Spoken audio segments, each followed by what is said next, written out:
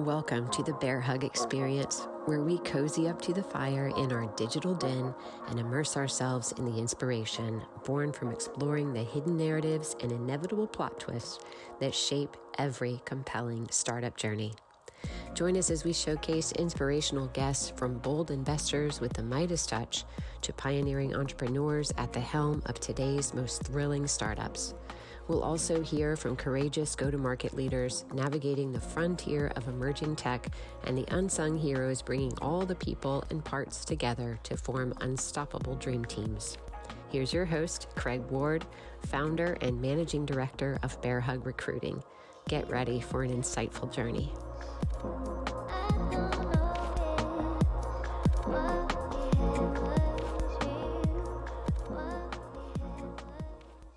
The following is a conversation with Maria Khokhlova, the co-founder and chief product officer at TraceAir, a sitework intelligence platform for land developers and homebuilders. TraceAir is the #1 provider of construction site analysis and management solutions for sitework. This cutting-edge technology helps builders save time and money by improving efficiency and introduces radical transparency into the process while reducing the risk of errors or delays. Before devoting her work to TraceAir, Maria got her Ph.D. in laser physics and ran a custom development software studio.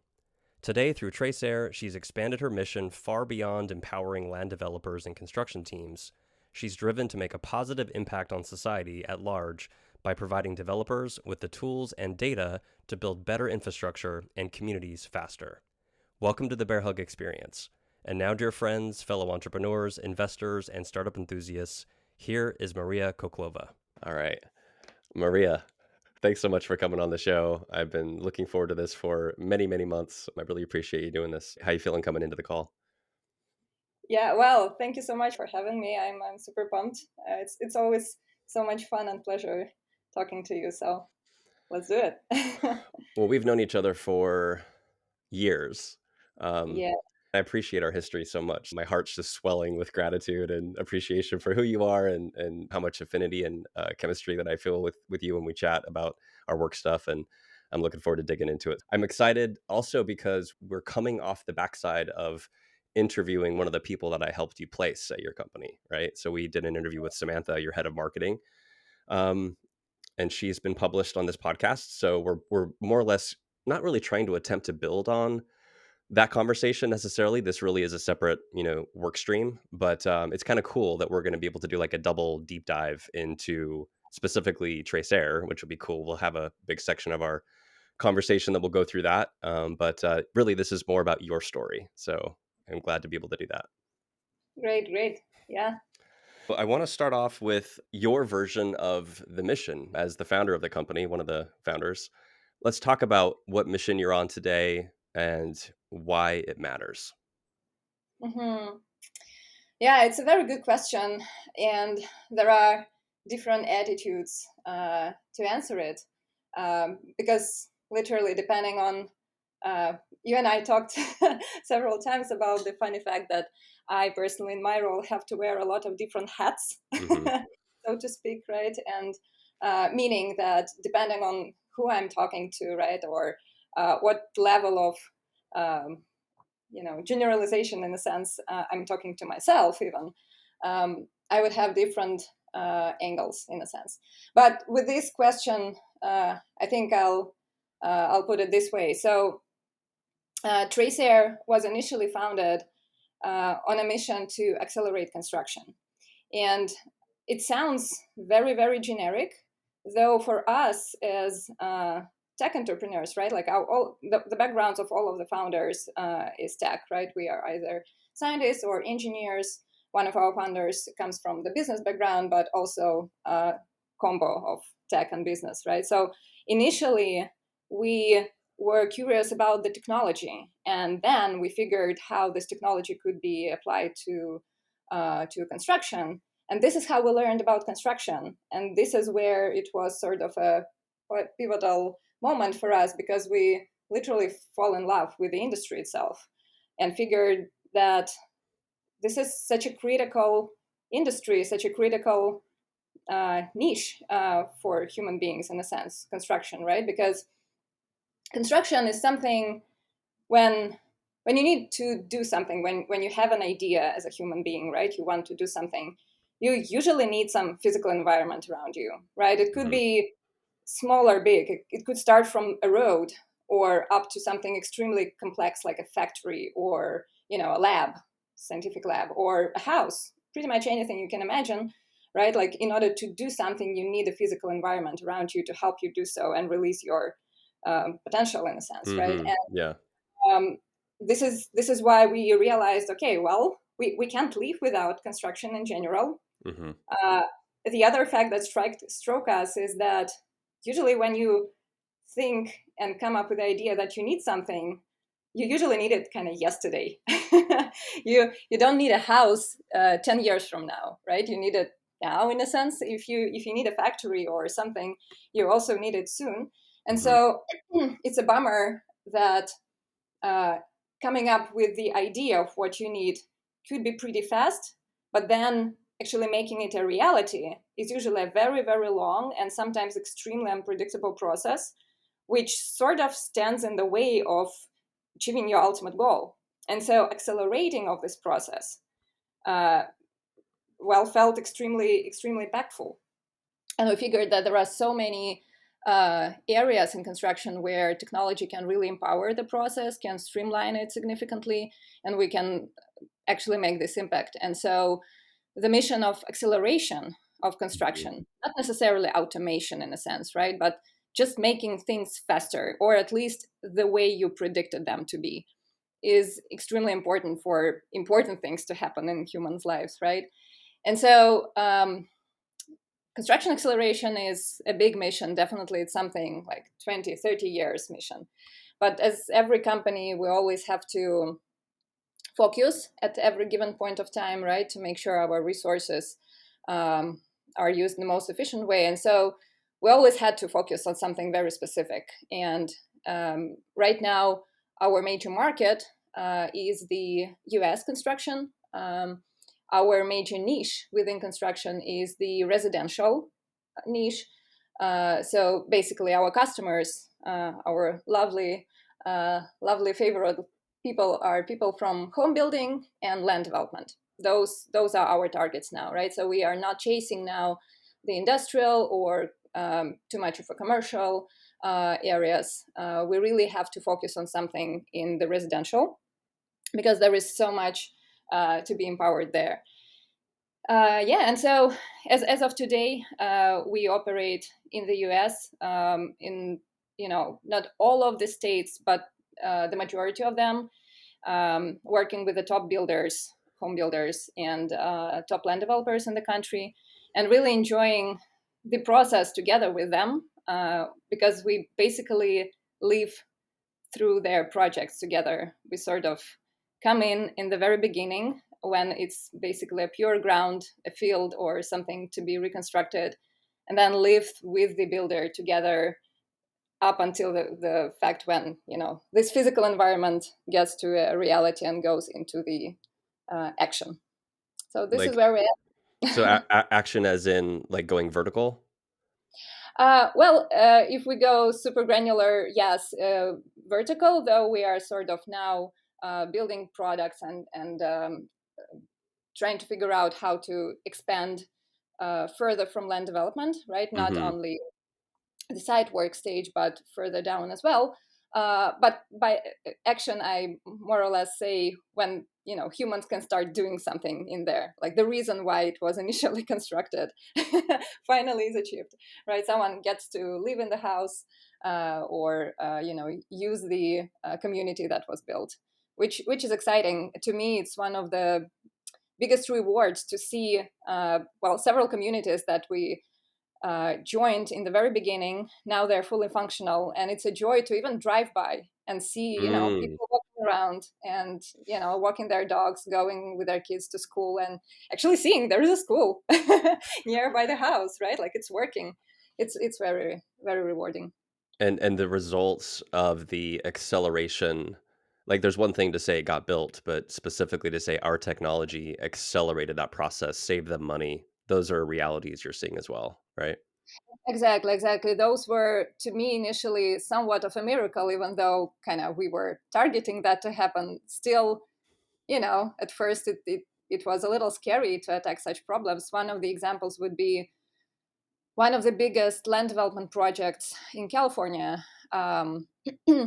It was massive, around, I don't remember, could be, don't remember the numbers in acreage, but it's basically one of the biggest ones. And the process of that and the amount of dirt that had to be moved in there was enormous. It was like 30 million cubic yards or something like that. It was like massive because it was placed in the hills, pretty Hmm. steep hills, and so the ultimate community had to be terraced and pretty complex kind of design in there, and also pretty big. And so we started in there.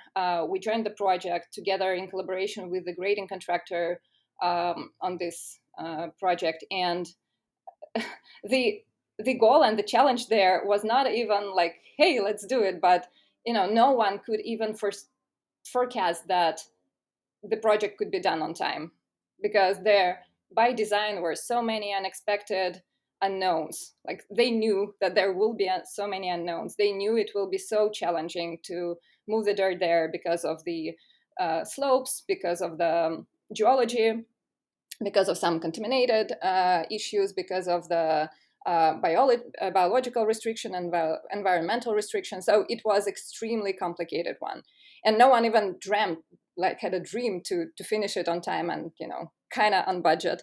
Though in fact it was ended almost on time. So I figured it was finished on time, and they managed to balance it, meaning that there was no excess of the dirt, which they didn't know where to put. Like, everything was packed within the project, which no one could Mm. foresee was even possible. And obviously, of course, construction is a teamwork. There were amazing group of contractors there, smart owners, and the technology. We kind of TraceAir also takes some significant credit from it, because this is basically the tool that would align all the parties involved in the complicated projects to make database decisions on time, before mistakes are made. And so, yeah, like, enjoying the part that challenging project was actually completed on time also feels extremely rewarding. So, can we go a little deeper into that for just a second? I'm so curious. At what point were you able to sit down? I guess it's what's the party like? How do you label the party that is organizing everything that is your primary high level point of contact? Is it the land developer? Hmm. So, Yeah, so let's walk through that. So in residential, it works a little differently compared to other construction niches. Uh, in residential, usually there are two cases. It's either, and we're talking specifically in land development, which means Mhm, everything prior to actually starting building the houses, right? Like, everything before that. mhm, So developing of land is basically converting a piece of pure field, or something that has to be rebuilt, converting that into the piece of land that is prepared. It has all the utilities in it. It has paved roads. It has building pads ready, so you can actually go in and just build a vertical house on top of it, right? mhm. So land development is converting like a pure field. Sometimes you also had to do the entitlements. You have uh, to get all the permits, and then uh, convert it into the building pads with all the utilities and roads. So that piece is in the US is done by two parties in a sense. It's either land development companies that just only do that on scale. They purchase the land and they convert this land into something where vertical structures can be built. Or it is the home building companies, big ones, right? Like Mhm. Lennar, D.R. Horton, Toll Brothers, guys like that. So they have land development departments inside, Mm. where basically they will again buy the land, purchase the land, develop this land, and then hand over these ready to go building pads to the vertical departments. So inside the home building company, there would be another department, the biggest one usually, who are basically building houses on scale. But in order to do that, they need the land which is already developed. So we work with mainly with land developers and land development departments within home building. Oh, got it. Okay, so that was super interesting actually. What I was getting at earlier with my question, I think, was more driving at the when you sit down, like going back to this California project, Right. when you I don't know at what point it happened, but there had to be a point where somebody looked at you and said, "Oh my God, we did the miracle. Like we got it done." And Mhm. and were they able to look you in the eye in some sense and say like, "We couldn't have done that without your technology"? Mm. Oh, this is this is a good one. So in that specific project, we were lucky to have a person of contact who did. I do not know what is that specifically. Um, I really think it's a lot about the personality and also the culture of the company. I mean, the Mhm. customer company, Mhm. right? How they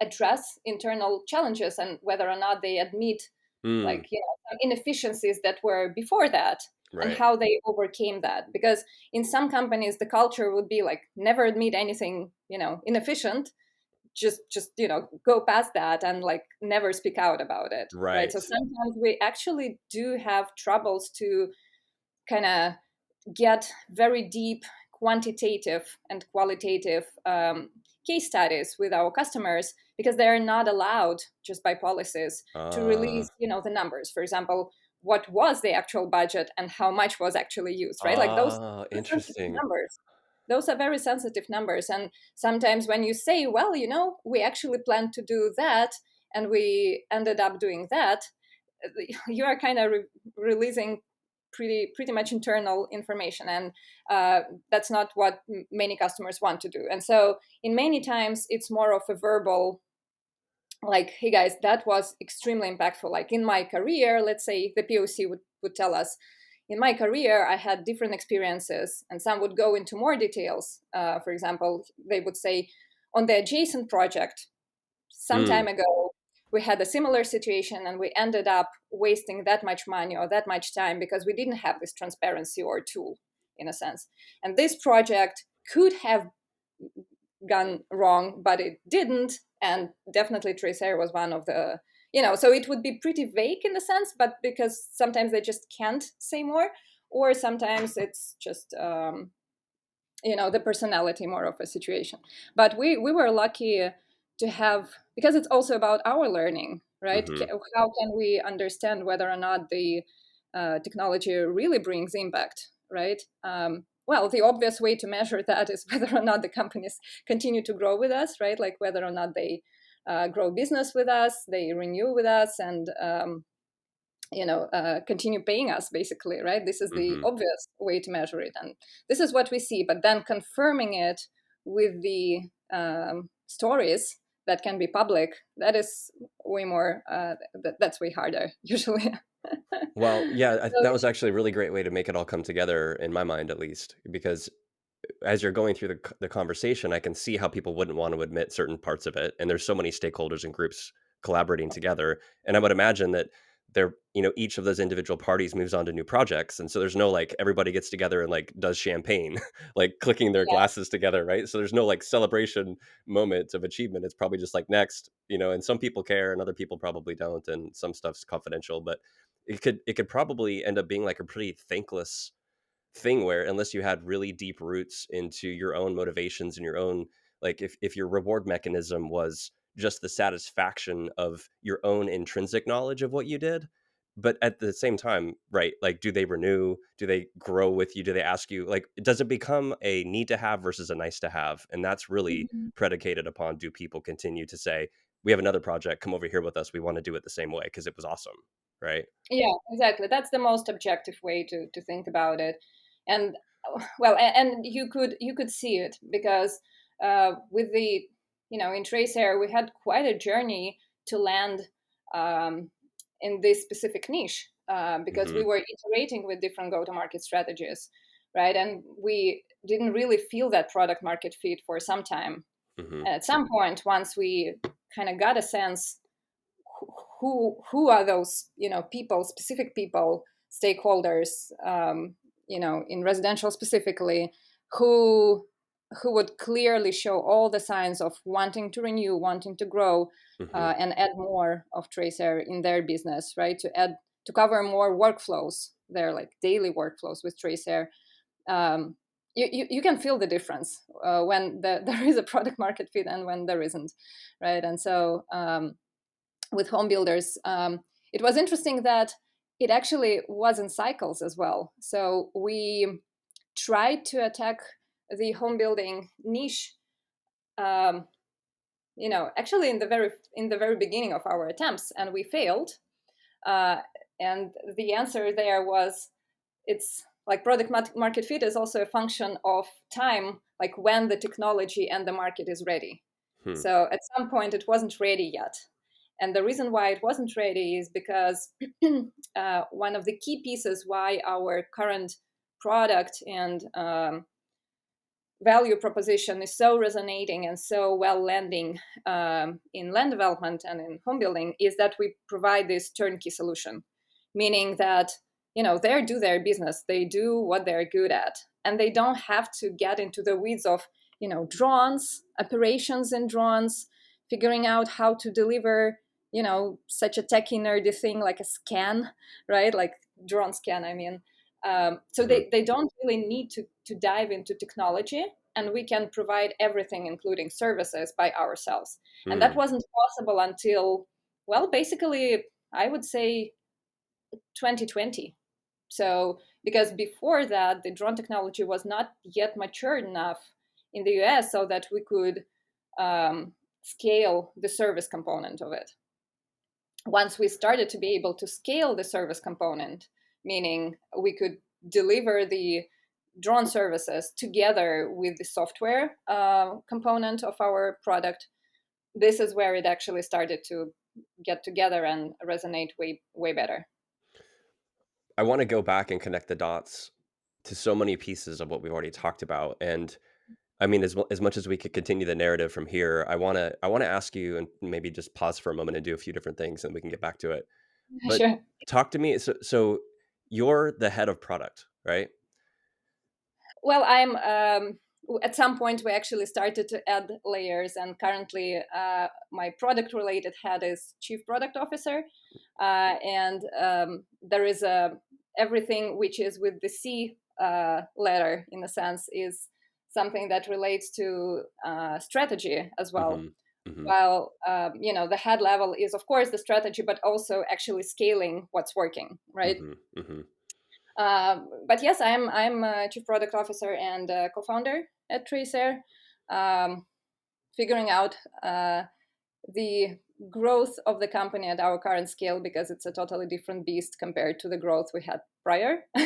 Yeah. Everyone out there, our entrepreneur folks, would definitely resonate with me in acknowledgement that growing your company while you're searching for product market fit, then the jump from first scale of the product that had product market fit, and then the jump to for example like 40 million revenue or something among these lines, this is like a totally different beast. And as a founder, you kind of have to switch hats all the time. Well, I wanted to ask about your superpower, right? Because you have a unique ability that is unlike anybody else on the team. I mean, if you talk about your co-founders, and some people had technology backgrounds and business, or some were just pure technologists. We'll get into your sort of, life story in a minute, but I wanted to say, what have you identified is there's a thread of a superpower that's unique to Maria, to you, since you're probably very, very young, that you've identified and nurtured. And have you been able to kind of put a label on it that you feel is really what makes you uniquely qualified to kind of continue to do this? Yeah, good question. Well, I'm proactively seeking for this answer pretty much at every stage of my life. But as of today, I think what helped me significantly and what I'm trying to nurture in myself so much is the well, I'll put it this way: I can do marathons, right? It's the resistance. Mm-hmm. So this is one, right? Because building a company is a really long shot, and you have to get prepared for a very long and sometimes exhausting, sometimes rewarding journey. And so you can't allow yourself to break at any moment. So Mm-hmm. you need to distribute your resource wisely, to make sure you are an asset that would long for a very long time, right? Mm-hmm. So the resistance is definitely one, and I can kind of feel how with every new challenge or every new leap in the company, I gain the experience and I gain the strength in a sense, um, even though a lot of resources were spent, right? And this is something among the lines of being really resistant. So Um, you resistant, same as saying resilient. Resilient, yeah, resilient, yeah, that's Yeah. a better word. Yeah. Resilient. And the other thing is maybe even more important for specifically, growing the company and building the company, is the flexibility of mind, I guess. Mm-hmm. So I remember many, well, at least several moments in my life where kind of the um, the way how I see the world operates changed dramatically in my head, Mm. and and I accepted that, right? Like you see the facts, you observe the facts, and at some point they start to contradict your like whole previous experience, Mm-hmm. and uh, how you react on this, right? So the flexibility of mind, meaning accepting the reality in its fullness, and moving forward, like rebuilding your picture of the world and how you should operate in there, and being okay with that, being like stable in that. Mm. This is, I think, extremely important, especially for entrepreneurs, because, well, you indeed face a lot of changing components and changing fundamentals in a sense in front of you, right? And you have to be very solid in how you relate to this. Well, Yeah. because if you don't, you will get into emotional instability instantly, and that can't happen. So I guess, yeah, flexibility of mind and being resilient on the long term. Yeah, I want to overlay that when I ask you to tell your story in just a moment, because that I'm sure that showed up early and that you've strengthened those resilience and flexibility muscles over time too. But on the flip side of the superpower, right? There's always a kryptonite. There's always something Mm. that wears you down. It could be something that's like an area of constant work you have to do on yourself to shore up some of the weaker, parts of your frame, if we're talking about a building Mhm. metaphor. Or just things that if you could just wave a magic wand to have them go away that are just persistently problematic, maybe that you have to hire other people to solve for. What would you say is sort of the shadow side or the kryptonite that you have to kind of be aware of and constantly protect yourself against? Yeah. Well, I think I think one of the major ones um, is coming from, one of the qualities that I definitely have, and sometimes it helps me, sometimes it doesn't, is that I'm very empathetic, Hmm. um, and not always empathetic in the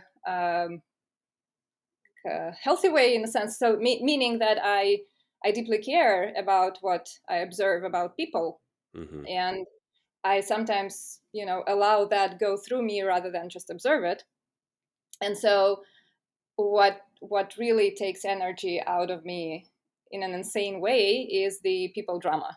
Hmm. People drama is something that I can't stand. So I'm very, and as a founder and as when you grow the company, you have an opportunity to actually, uh, meet and work with a lot of people, which also means that you observe their lives and their, their personal consequences, right? Like their nuances and situations at a pretty big scale, right? And especially when you have good relationships with people, or trusted relationships with people, you kind of know a lot about a lot of people, right? And Yeah. and you have and you have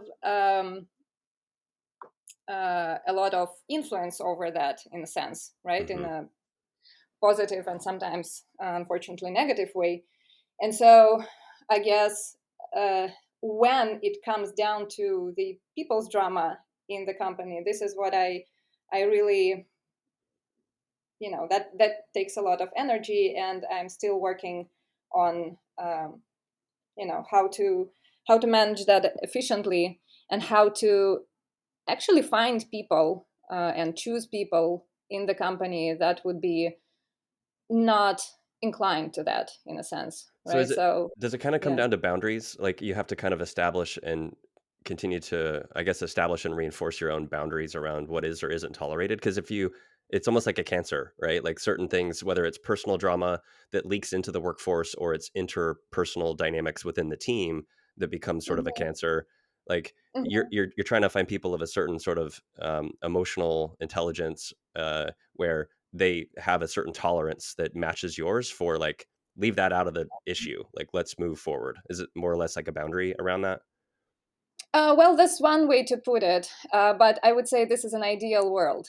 Hmm. One of the facts of the reality that I think I kind of we all should admit is that world is never ideal, and Hmm. sometimes you need a specific professional or a specific person at the specific moment, right? And you have to get to deal with whatever drama could happen there, right? Hmm. And so it's not ideal, but it happens. I'm pretty sure, um, well, definitely it's possible to hire and to be very cautious about choosing whom to work with, but on some specific scale, when the company is already pretty big, and I'm talking like 100 plus people, right? Like it's Hmm. when people joining your company are already not the people that you specifically choose, right?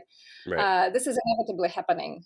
Like we're all humans, and people have emotions, and some people do have higher um, emotional intelligence, the other have lower, and you can't control over all of it, right? So you will get some people's drama. It inevitably will happen.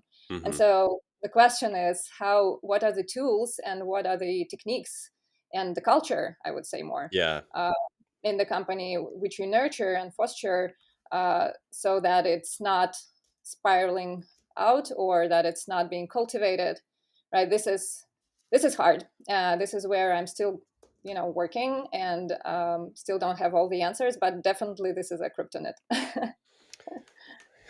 So I'd like to give our listeners a peek into your past because I think, um, you know, I was able to capture a lot of your story for some of the projects that we've worked on together, and share it with candidates, and I found it just incredibly inspiring. And I've never really gone as deep into it as I hope to today by just asking you a question that I always ask my candidates, which is to take me back to your birth location and the environment that you were in, and take me all the way from that point till the present day today in 5 minutes, and just tell me the life story. Like, what's your narrative? And I know you're gonna like leave out 1,000 different things, and I just want to see what comes out because it's so fun when you're under that time pressure of 5 minutes to say, here's what comes out of my mouth. So, but I would love to just use that as a way to create a bit of an outline, and then we'll determine kind of what makes sense to dig into. But are you game for that challenge? Sure, let's do it. All right. Okay, well, time starts. Mhm. So uh, well, I was born in Moscow, Russia. I was born in the family of scientists, specifically physicists. My parents and my grandparents, and even my grand-grandparents, some of them were physicists. Wow. And my uh, and they were very, very, they are, and some were very bright scientists. My grandfather, he was actually the director of Moscow State University for a pretty long time, and he is considered to be one of the kind of founders and like the first scientists in the very important physics field back then in 60s, which is the laser physics. Um, Another fun fact about him is that he was the first one, I guess, the first scientist in the Soviet Union who actually had a pretty long job, um, like working visit, into Stanford to work together with the Stanford scientists there to work on this laser project. So this was, pretty interesting fact, I guess, because back then it was Cold War, right? So no one was going back and forth. But a great thing about science, when you take out all the geopolitical or political flavor out of it, is like by nature, by design, an extremely global thing. The great thing are always possible with the collaboration. And this was also happening even during the Cold War, which is fascinating to me. And so I was born in such a family. My mother, my father, they're professors. They're teaching physics, and they're physicists now as well. And so my grandma, my grandfather, like all of them were physicists. So I was kind of, I didn't have a choice too much.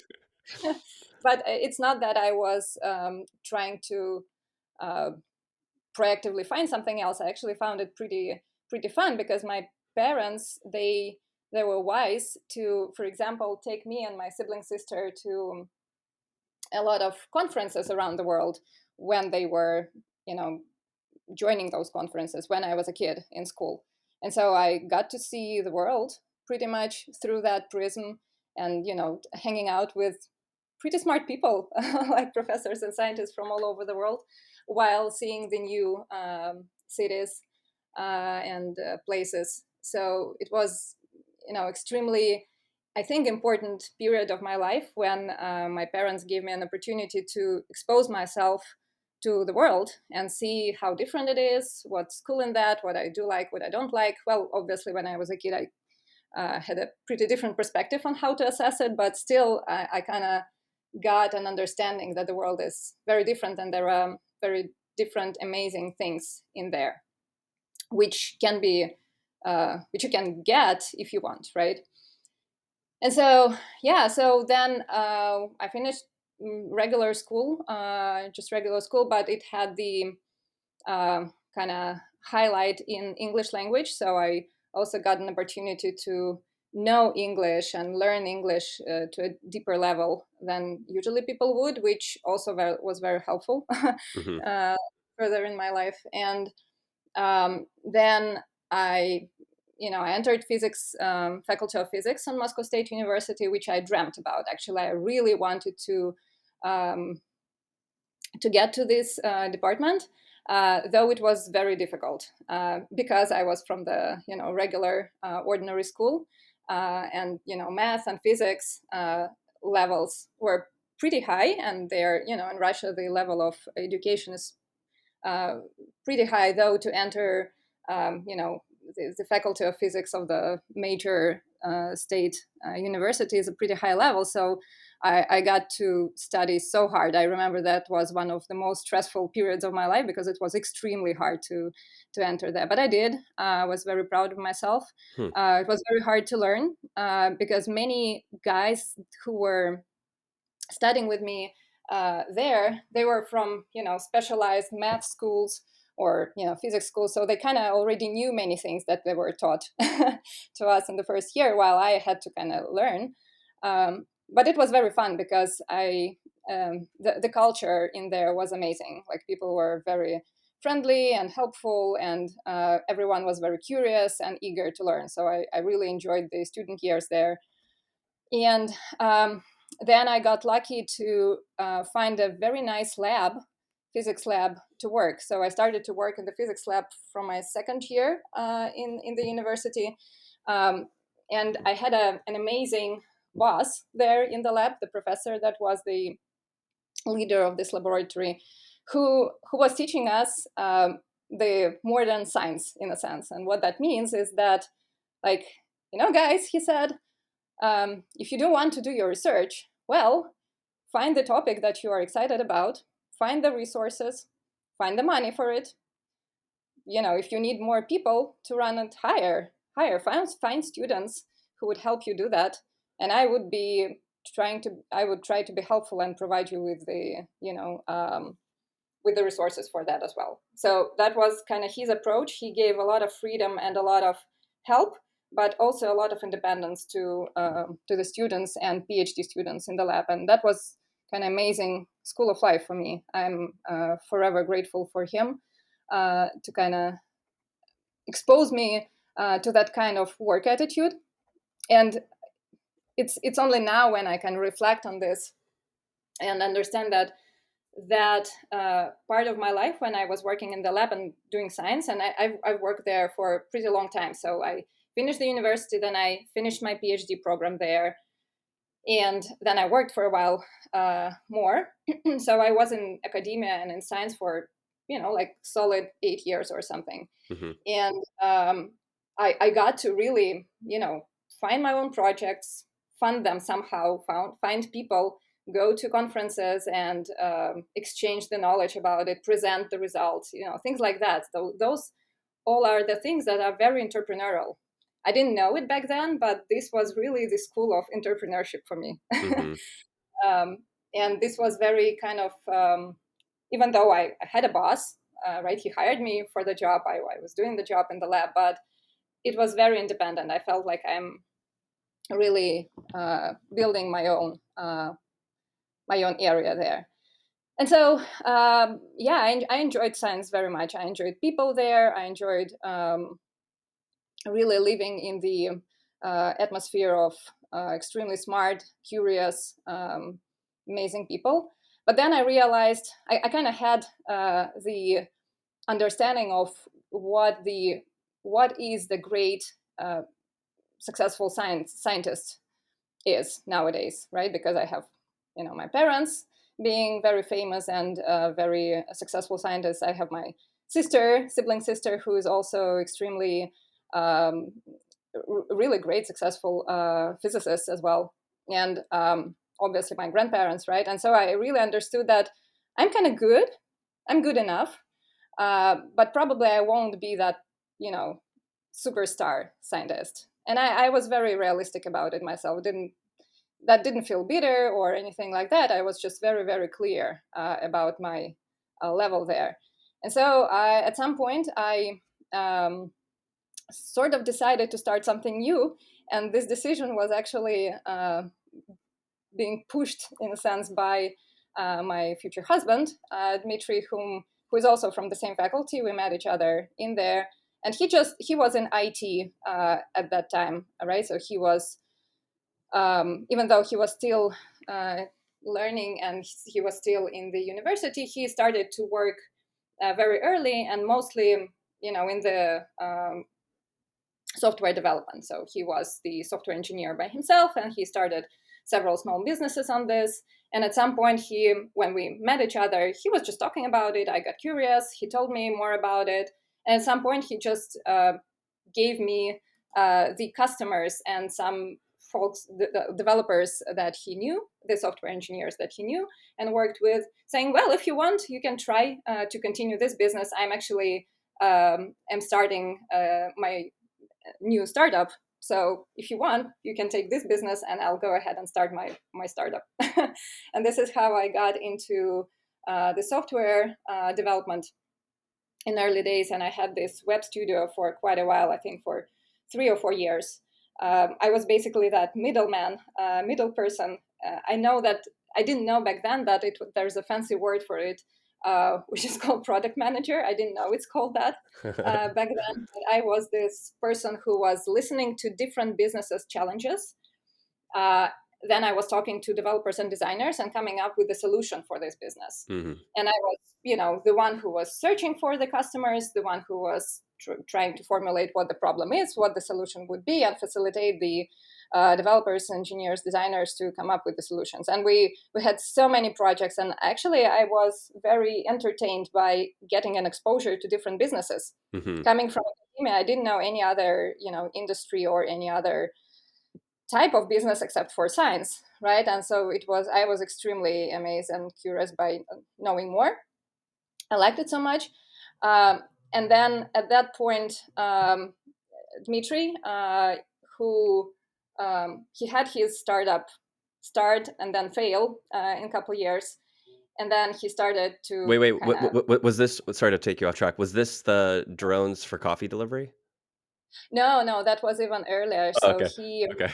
that was earlier because so Dmitry is the professional paraglider. Well, he was a professional paraglider, meaning he took the part in world championships, and he was spending a lot of his time in paragliding in a sense.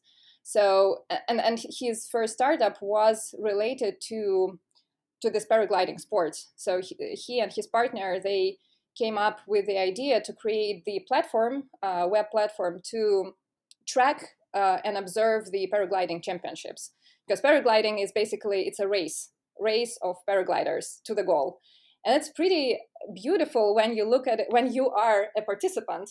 But if you're an observer, you don't see anything because those folks are just somewhere in the air and they just appear somewhere in the sky and you don't see anything. But it's actually a race. And so they came up with the 3D visualization of this race, and they were trying to build a platform globally for the sports to support all types of paragliding competitions. So that was his first startup, which was actually, it was very nice because, for example, as of now, this company is called Air Tribune, and it's more or less a standard now for the paragliding competitions, but it was not a really profitable business in a sense, and so it couldn't be just because the niche is so small. And so at some point it was pretty clear that you can't make any money on this, and that actually started to fall apart in a sense. So he, at that point of time, he started to look at, at the edge of something that flies, because he was crazy about everything that's flying. And this is when the drones started to emerge. This was 2015, 2014. And so the drones started to emerge. And this is what I am saying when we as founders, we started with the technology. So Dmitry's attention was to drones at first. And then he realized, well, okay, the drones are really applicable now, and it's a low-hanging fruit to attack the problems in construction. And so a lot of traction started to happen in that direction. And he even, got the first client who we didn't like. He didn't have, and I haven't been the part of TraceAir back then yet. So it was like the first months of TraceAir. So Dmitry found a customer almost without a product yet. And it started to get traction. And we looked at it, and it was clear that the potential new venture is lacking the resources a lot. And I decided, well, I'll just probably join because it seems fun, it seems interesting, and doing, more things with my software studio probably is not what I want to proceed with. So I took the developers who were with me in my previous venture and the designers, and we just, joined and started to build the product for TraceAir in this very beginning. No, were you guys were you dating Dmitry at that time? Yeah, we were. Okay. We were dating. So the business came after. Okay, cool. After this. And this is how we started basically to do TraceAir. There were two other co-founders at the team, and then we started to hire more people. It was extremely interesting back then. We were small, we were humble, we were, very fun times. But at that point, we were pretty sure that this can be really big. And we should definitely target for the global market. Yeah. And this shouldn't be a niche, that shouldn't be kind of a country focused in a sense. And so we went to the US, talked here in the Silicon Valley to some investors to see where the drone industry goes, where the winds are in general. We basically we worked in Russia for the first year to build the product and to get some first traction with the customers. And then we joined the 500 startups in Mountain View in 2016. And this is where 3 or 4 founders relocated to the US, and we continued to build the product here, even though it was a very big pivot for us, because we realized the product that we've built for the Russian customers initially didn't fit at all here, and so we had to kind of rebuild. Why was that?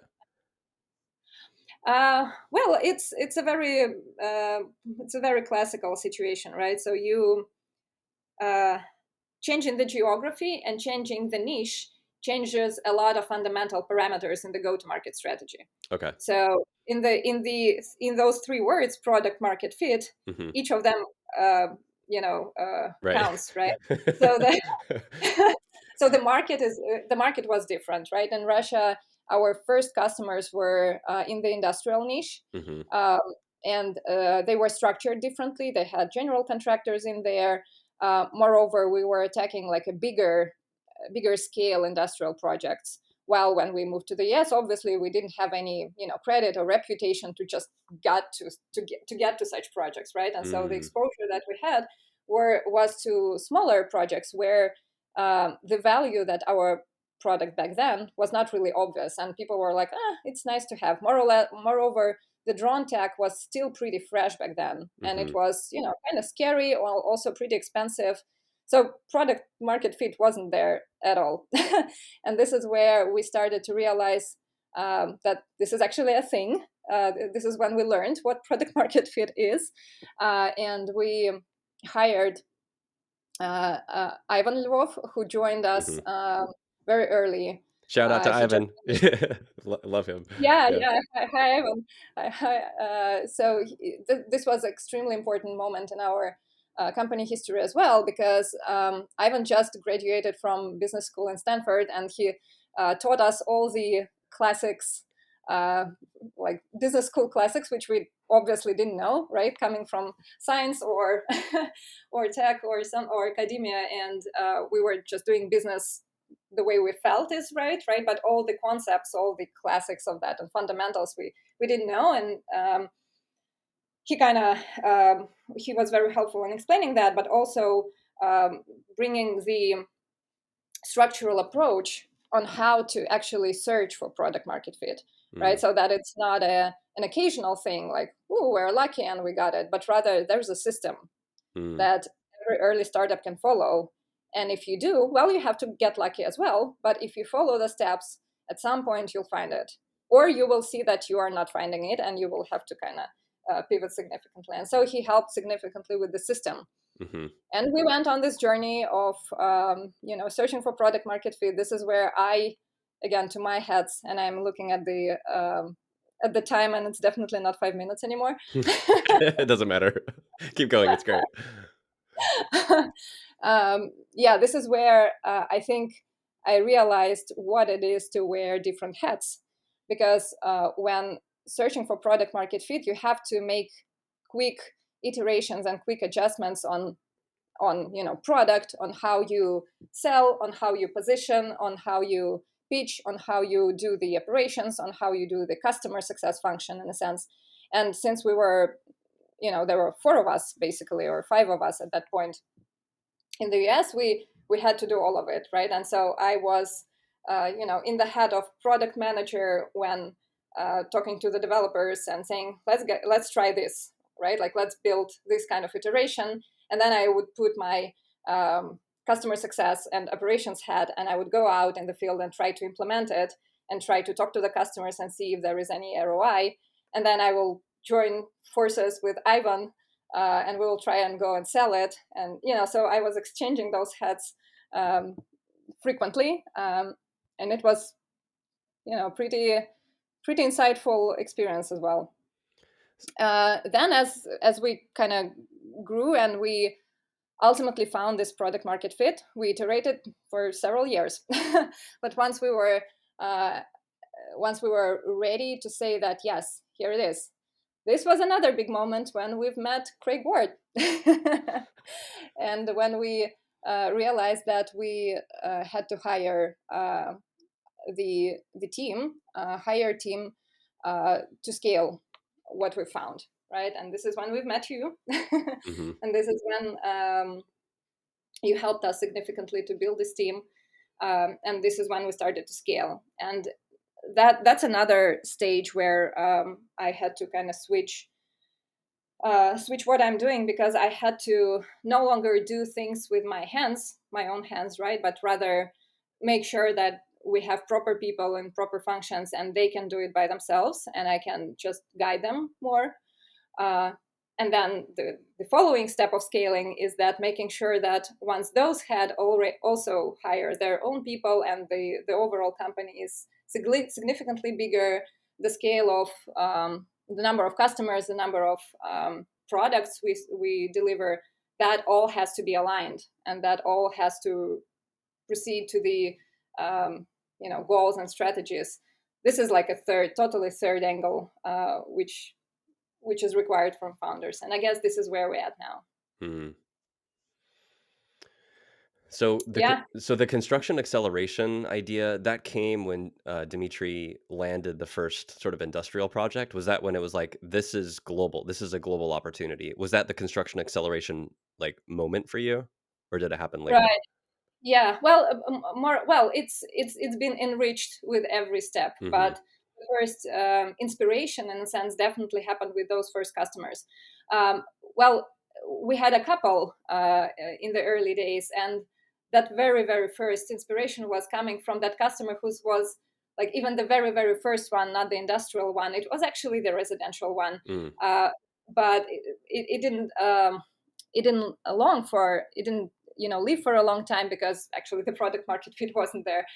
With industrial it was stronger, but there was a very specific moment of time when I remember Dmitry came from the construction meeting, uh, like 6 a.m. in the morning, very dull morning, a lot of clouds in the sky, it's freezing cold, uh, no sun. Like, if construction guys come to this meeting, everyone is a little annoyed because it's so early, but it's life, like that kind of Hmm. mood.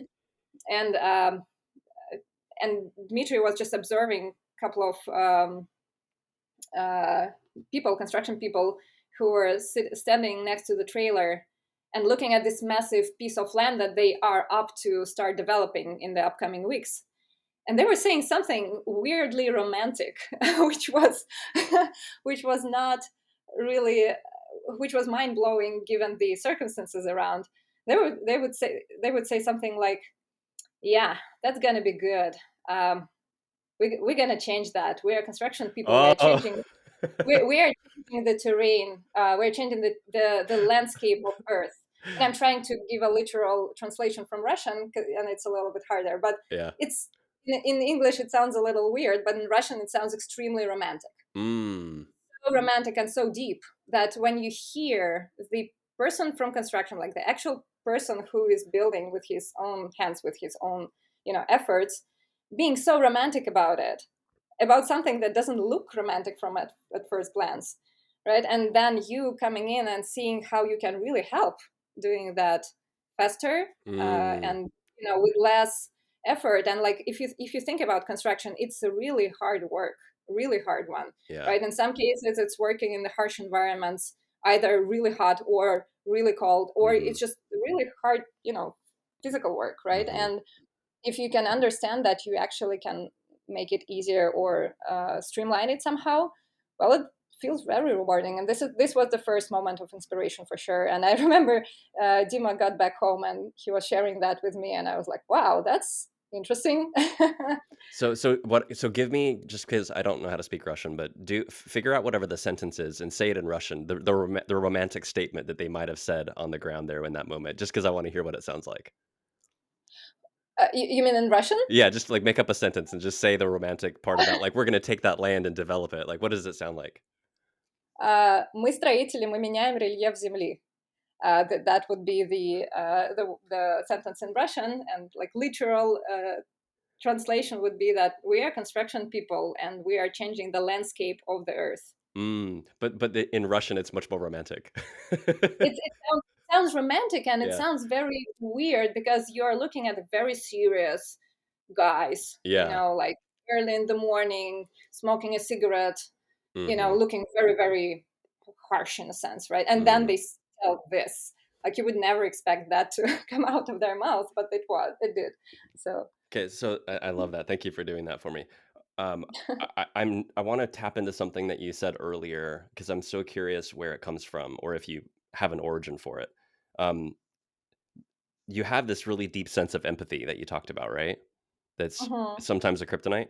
Um, was that something that you feel that you picked up along the way from your mom or grandma, or maybe even on the male side, maybe your dad? Where did the deep empathy come from, or was it just something that was intrinsic? It's actually a good fundamental, I would say, neurological question. And I was recently curious about it, and I was up to read about it, whether there are scientific research about it or not. Like whether the empathy is a, how do you say, nature or nurture, But yeah, right? yeah, yep. Like, I do not know. So I don't have an answer here. I definitely, you know, I was sort of a sensitive kid, not significantly, like nothing outstanding. I guess it's more of, um, uh, well, I can call my parents pretty empathetic, Hmm. uh, and they definitely are role models for me. Definitely are examples for me. And my grandma is extremely empathetic, and my grandma is like my idol. Mm, I couldn't love anyone more than my grandma, and it's definitely that could be one of the influences. But I think it's just, it's random. Some people are more empathetic, some are less. It's just also what brings the positive reinforcement in your life. I mhm, think it happened in my life that every time I was talking to people in an empathetic way, and by the way, just for the sake of clarity, so I'm 36, meaning then when I was born and when I was getting, when I was in school or when I was even in the university in Russia back then, we didn't know those words, empathy. Like, this is the mm, word that I learned, recently, mm, being here in the US, right? Like, we were still raised in the other kind of approach, more of a Soviet approach, where the soft skill development and the empathy itself, and even emotional intelligence was mhm, not a thing that everyone was talking about or knew anything about, right? So it was more of, uh, no one would tell you, like, Masha, this was very not empathetic. You had to listen more, right? Like, people mm. didn't use those like, we didn't know about it at all. So it Wow. was more organic. Some people were closer to that organically, some people were not close. But I guess I just got the positive reinforcement. When I was behaving a specific way, people tended to kind of like me, probably more, Yeah. right? And I recognized that, probably having naturally a pretty high emotional intelligence. I just felt it, right? When I Mhm, behave this way, people are inclined to, tell me more, and I would love that, and so I would continue doing so, right? And mhm, probably this is the function of a good environment that I was raised in, right? I had a good school, meaning, like, good kind kids were around. We didn't have, bullying or things like that, right? So I didn't get hurt in a sense. So it was a positive environment for me to nurture those things. And then obviously in the university, it was like environment full of gems of people. Like, they mhm. were smart, extremely intelligent, very kind. Like, I was probably lucky to be exposed to such a group. And so I guess that's the reason why the internal empathy just got reinforced in a sense. And what do you think like, when you wanted to study so hard to get into sort of the university programs in the lab, was that just something that was also intrinsic in you, or was it, like, trying to aspire to the standards of your grandparents or your parents? Or was that what do you think Yeah, drove that? good question. Do you think people usually know the answer? I'm just always curious, because like, you have a level of resilience, right? And so you had a motivation that was really unique and interesting early, and you had a lot of inspirational. I mean, like, you were exposed to a lot of things globally by going to these different conferences and things that was unique and special. You obviously had, like, very successful, um, lots of accolades happening with the academia world, right? So there was a high standard and expectation, but you chose to rise up to that rather than retaliate and kind of go off on your own path and rebel against it, right? I'm Hmm. I guess I'm just curious. You've obviously probably thought a lot about it, but yeah, I was just wondering how much of it was driven to try to, like, appease the standard of people that came before you, or it was just something that you felt intrinsically that was like, I just want to do this for me? Mm. Yeah, I think it's combo. Hmm. And I tried to go sideways several times, and my parents were very strict. Like, no, Masha, just no, you're not doing it, in Mm, a very authoritarian way. Early on, it was early, and I was like, oh, okay. So I kind of tried, but then I'm actually pretty thankful for that, because uh, my ideas back then to deviate from my initial journey were not the best, yeah. as I understand now. But at some point, for example, when I decided to switch the trajectory and start to run my own company, instead of continue doing science, this is where my parents were also not really happy at first. Like, why would you do that? This is so risky, and this is so Mm, stressful. What could be better than doing science, like, on earth? mm, Like, why on earth you would do that? So they were not, and I guess that comes from just them. They were doing science for their whole life, right? Like, they only know that, and of course they were caring about me, and well, they honestly didn't understand why would I do that, right? But at that point I was pretty sure that I do like the other way as well, and I had some data to hmm, prove that, hmm. right? And so this is where I was like, decided to still proceed my way. But definitely, looking up for the role models, it usually influences kids a lot. So in my case, for sure, I had very high standards in front of me. Hmm. But I think, high standards, but also a lot of attention and love, in a sense, that helps that not to be a authoritarian push and pressure, but Hmm. rather, well, here's a good way. It's really good, and you can do it, right? Like that kind of uh, influence, in a sense. Well, that was, I got a lot of that from my parents and So, my grandparents. so did like when you define impact from their perspective as you see it today, Mhm. did they see a broader scale of impact on the level of science versus like applied science to actual like business commercialized solutions? Yeah, I think they do. I think they do. It's just they never tried themselves, so they don't have Mm, deeper reflection on this. yeah. Uh, and well, they are very curious about it. Right now, we're having a lot of conversation. They're curious about it. They ask me questions. How are Hmm. things? They have genius interest in what's happening. So I guess we just start to widen up our joint spheres of understanding of the world, Yeah. and that's a good process. Well, I'm sure there's what's your state of mind around what they think you're doing today? Like, are they inspired? Are they like amused? Are they entertained? Are they, what's sort of their state of mind with you today and what you're doing? Well, I think they're happy for me. I think they're proud of me. Hmm. I think, yeah, there is definitely no harsh feelings. They're very busy. They're busy people, so they kind of they're happy for me. But it's not that they are living my life in a sense. They have Yeah. big own life of themselves. So Do they wish you were back in Russia more of the time rather than in the US? Do they question your sanity there? well, we meet frequently, right? So we go back and forth, and Right. that's not. We invest a lot into the family relationship, so I guess that's good. Well, and why did you end up in the US versus staying in Russia and having that be your hub? Like, what was the impetus to say the US market has Silicon Valley and investors and an innovation hub? Why was it here versus staying in Russia? Well, back to this understanding that if and I think this is already like that's not about me. That's about like a more general level Hmm. of an impact, right? So if you are eager, um, if you do want to make some impact on a higher level and longer term, right? And this is what you're excited about. You have to think, and the other thing that I very inclined to is that, like, critical technologies is something that pushes us as humans forward, right? Hmm. When you want to build the critical technology, you need, especially the risky one, you need big market. Hmm.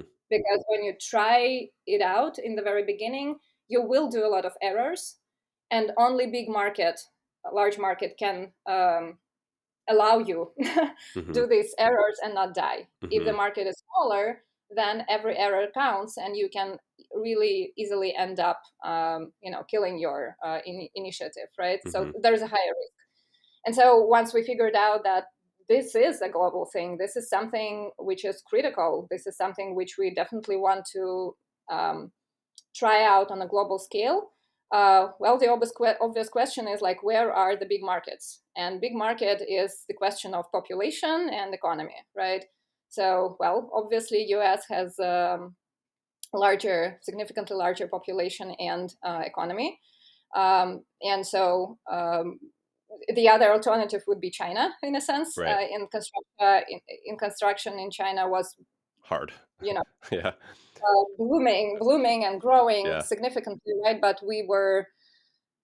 there's again, in order to do business somewhere, you need to really understand and be able to quickly adjust in the mentality and culture of the geography you work in. And obviously, like, the reality and the practice is that adopting the Chinese culture and Chinese business would be significantly harder for us than therefore the US. And so, it was pretty obvious choice that we are going to the US to try it out and to try to land it in the US market first, not necessarily stop there. But then another understanding came that every geography is such a big effort, especially in this niche. So even as of today, we're still like we're focused on the US, and there is so much to do. Like, there is a lot to be busy with before we actually start scaling in other geographies. So this was pretty much the logics, right? Like, you want to do something critical, and it's not about money, or it's not about, well, it is about money, and it is about kind of power in a good connotation, right? Like resources. What is resources? Resources are some power of will and the money, right? With these resources, you can do something, like proactive steps. And then the question is how you distribute those resources. If you distribute them wisely, then your impact is higher. So you choose where to distribute them. Well, starting from bigger market makes more sense. You do that, right? And the other piece is how you optimize the best of the different resources you are exposed to.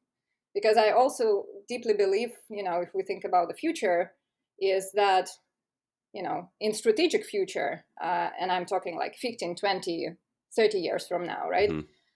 This is where technology, and it's not a flashy buzzword, I deeply mean it, like critical technologies and development of those is something that keeps the humanity going forward, right? But similar to science, the critical technologies can only be developed globally, and by globally I mean wise distribution of different resources that can come from different places, right? Like, for example, mixing the working cultures, or mixing the different assets or different opportunities. So for example, right, like, it's a very common situation, especially in the Silicon Valley, where the cost of labor, and I mean by labor here I actually mean the cost of developing products, right? It's so high, so sometimes you just kill the economy of your product if you are developing that in the US. And so there are so many companies who optimize on being able to work with international teams in software development, but actually growing business and having the business itself in the US. And this is how the economy would work. And this is in general something that is also good, because the capital is being distributed globally, right? And then the problem is that if you do not know how to really manage teams globally, because this is hard. It's easy to say, well, just hire team somewhere, someplace cheaper and go for it. No, it's not how it works. It's similar to, you can't do business in some place where you don't we're not adjusted to this culture. You can't talk to those customers, right? Like they will not understand you, they will not accept you. Mm-hmm. Similar to that, you can't build the product and work with the developers and smart, talented minds and keep them happy and make them release their full potential unless you know how to do that, right? So I deeply believe that connecting the best of different worlds is a critical thing, long term, especially in technology. Yeah. Can we talk about survival for a second? Yeah, good topic. Yeah. Well, this is where my mind goes because, you talked about getting into 500 startups. And for those of you listening that don't know, this is one of many sort of startup incubator programs, right? Where you have to apply, very few people get accepted. Your idea has to be solid. You have to demonstrate that you have your act together and your ducks in a row. And they basically bring around you resources and a group of people in a similar state. And you went through that program. You probably can articulate it better than I can, but you got through that program.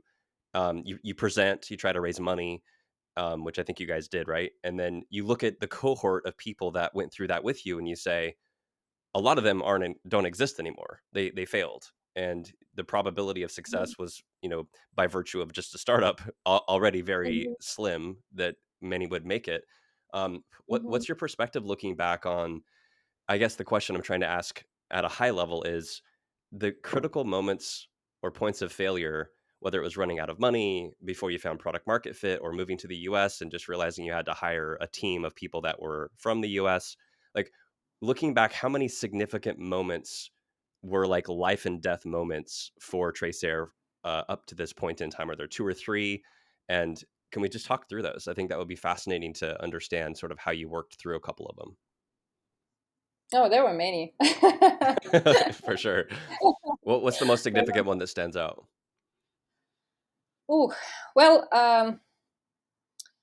definitely like several moments in the early on were when we were again ran out of money and yet haven't found product market fit. And um, when you can show traction with Mm-hmm. real customers who repeatedly buy your product, and this is not a standalone purchases but a repetitive ones, Mm-hmm. without showing that traction, you can fundraise further, and obviously you can get money from your customers because they don't pay you. So like this usually could be the end of it. And in the beginning, companies try to do their best to run fast but cheap hypothesis verification experiments, Mm-hmm. right? So that you set up the experiment in the way that the positive outcome of it could be presented internally and externally as the validation of your business Yeah. hypothesis, right? Right. And that is something.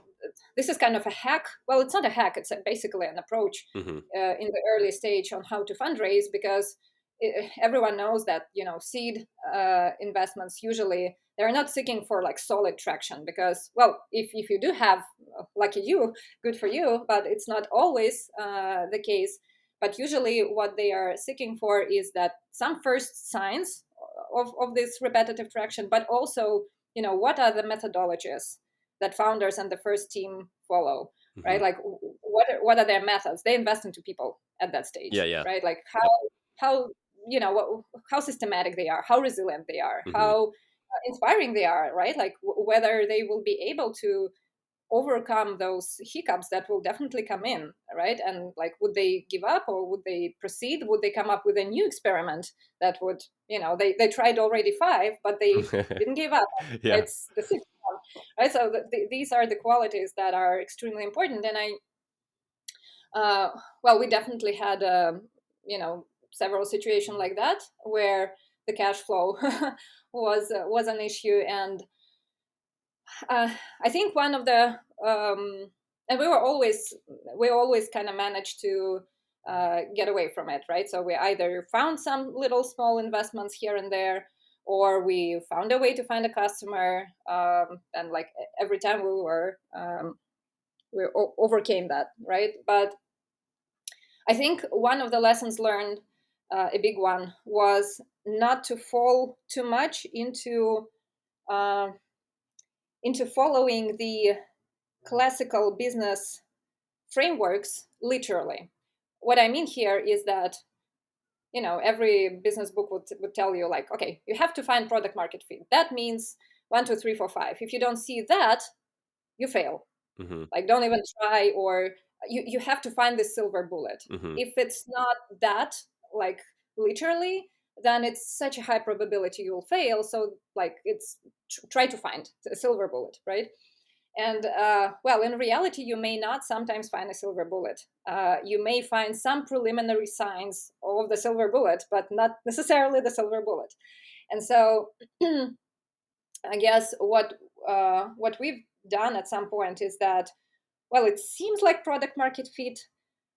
We're not really sure, but let's try, right? So that's a risk, but we can try. And like this mastering of cheap and fast hypothesis that would prove us right or wrong.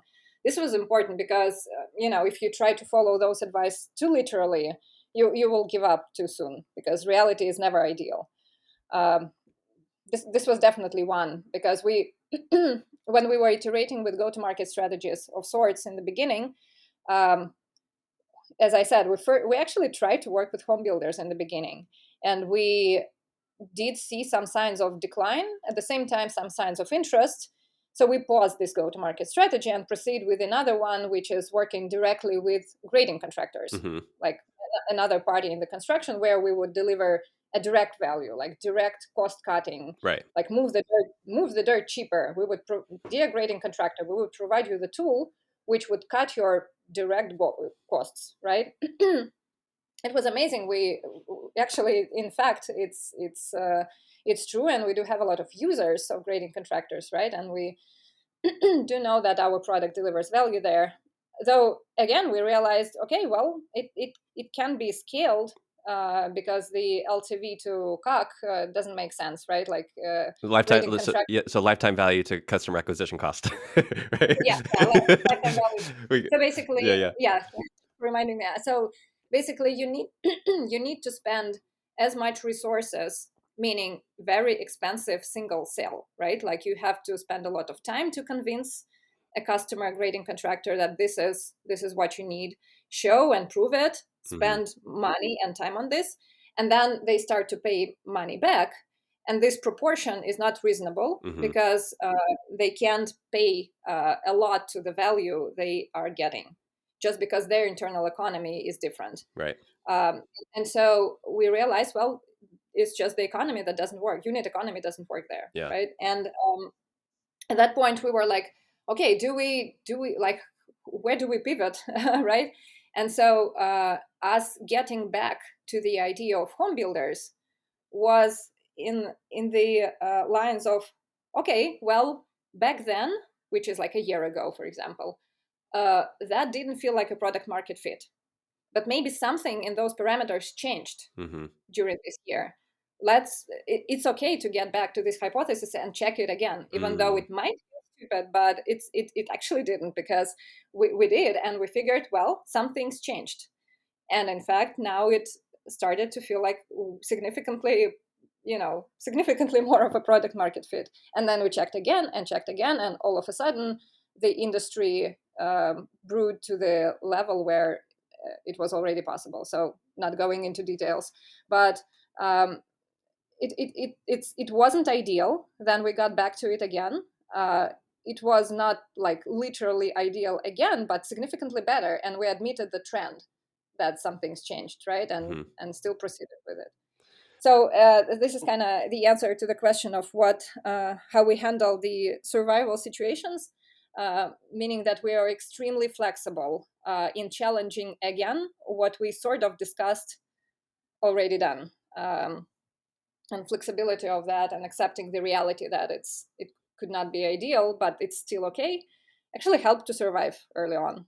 That's for sure. And there was a moment in time, I remember you telling me, that you had to sell your beloved motorcycle to survive. What Oh, that piece. was that really, Well, really, really early? it was very, very early. It was when we were still in Moscow, actually. So Okay. it's just because we had to hire first people to develop the product, and first people to process the scans, and like the first money from the customers didn't yet come from anywhere, so we just needed some money. And so we were looking around, okay, what do we have? Well, we have a motorcycle. Well, probably we already don't have time to race, so okay, here we go. The motorcycle was sold, but looking backwards, it's not a bitter moment anymore. It's actually pretty warming. It was a good investment. So can we give a tangible example of the most meaningful moment? Maybe it's a product market fit moment when you went back to the home building segment. Um, what can you put your finger on? Was it like landing a particular project? Was it hiring a particular person that like helped you figure something out? Like I'm not trying to obviously like indirectly ask for credit for anything. I'm just wondering like there's all these points of failure from the start of the journey up until today. So I guess I'm formulating another question as I'm trying to ask the one I have here. So I guess I want to ask like what's one specific moment that you can think of where you really like the light bulb turned on? And then secondarily, do you see the point you're at today from a risk perspective? Is it any less risky where you are today versus any of those previous points? The last one is a very good one.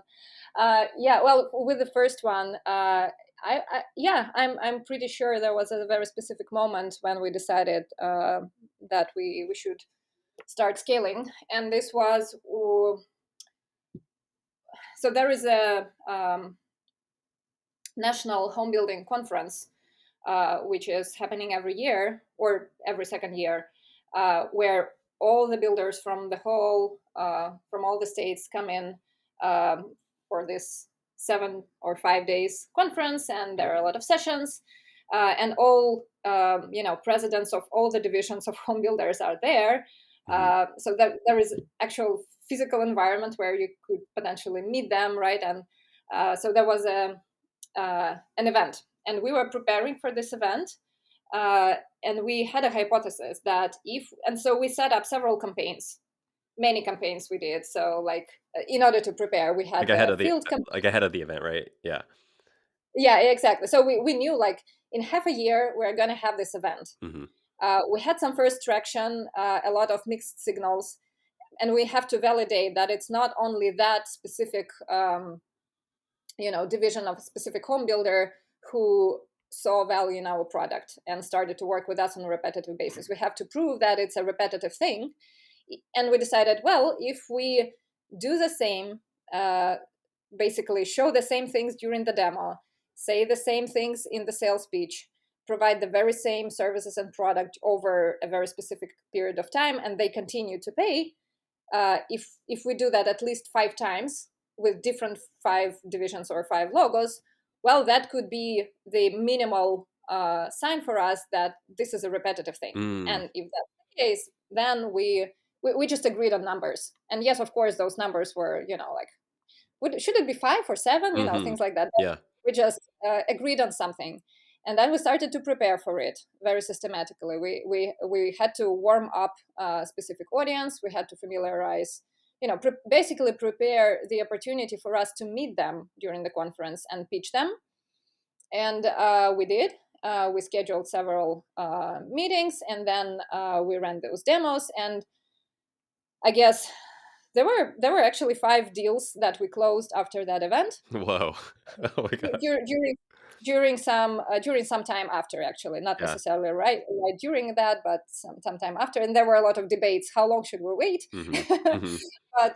But still, like there were some internal communication around that. And at that moment, we had some customers ongoing for several years already at that point, right? But they were not the same. They were like different. Like a couple of very loyal grading contractors, couple of very loyal engineers, couple of very loyal home builders, and they were all different. And we were trying, okay, so where would we double down?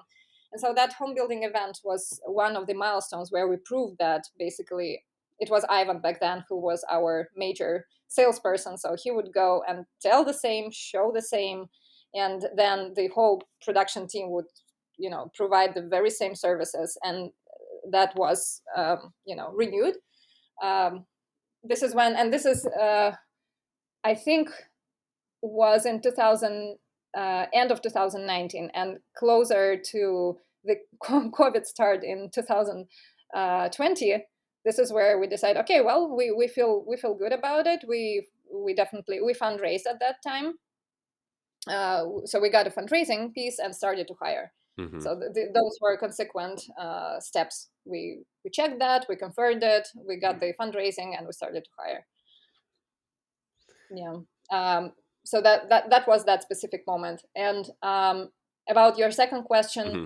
whether or not the risks are different or riskier now. Well, it's the stakes are higher now, right? Like stakes are definitely higher, and the way to operate the company is like significantly different than before. Just not to mention the number of people in the company and the number of stakeholders for whom we have, like, for interest of whom we have to optimize, right? Like we had the board, we have investors. So it's not only to what four founders really want right now at this moment of time, but it's really optimizing on the interest how other stakeholders came into our business and invested in us, right? Like they all have their own best possible outcomes, and so we have to balance them all out. Mm-hmm. So really it's totally different. To me, it's actually not riskier, but kind of harder, because this is a new territory for sure. Mm-hmm. It was always new, right? I've never had a company this size. I've never made this jump that we're doing now. So it's ever learning situation for me. Is it riskier? Yes, it is always risky. It's just, I think now we have more resources and more experience in navigating that.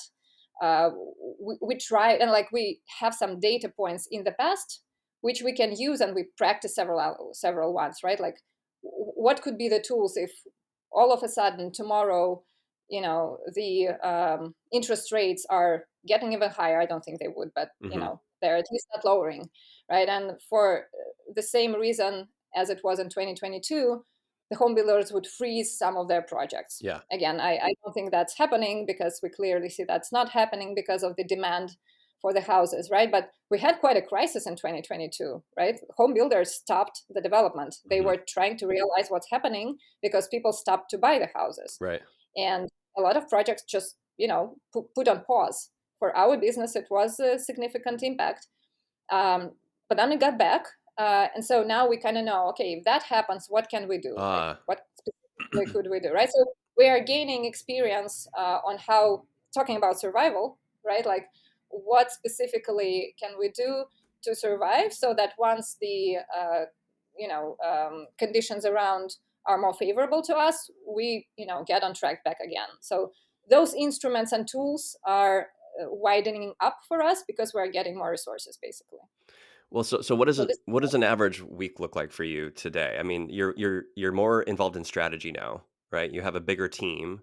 You does that feel better and different? Like, I mean, you obviously have to rise to the challenge of what you have in front of you, but are you relieved to be less in the weeds? Well, if you were to ask me, even half a year ago, Mm-hmm. you would be talking probably to a little bit different person. I kind of rebuilt myself pretty significantly lately, but talking about the flexibility of mind and Yeah. wearing different hats, right? But actually, it was quite painful for me for a while not to be involved in day to day in terms of like production, in a sense, not even production, but being close to customers and things like that. Yeah.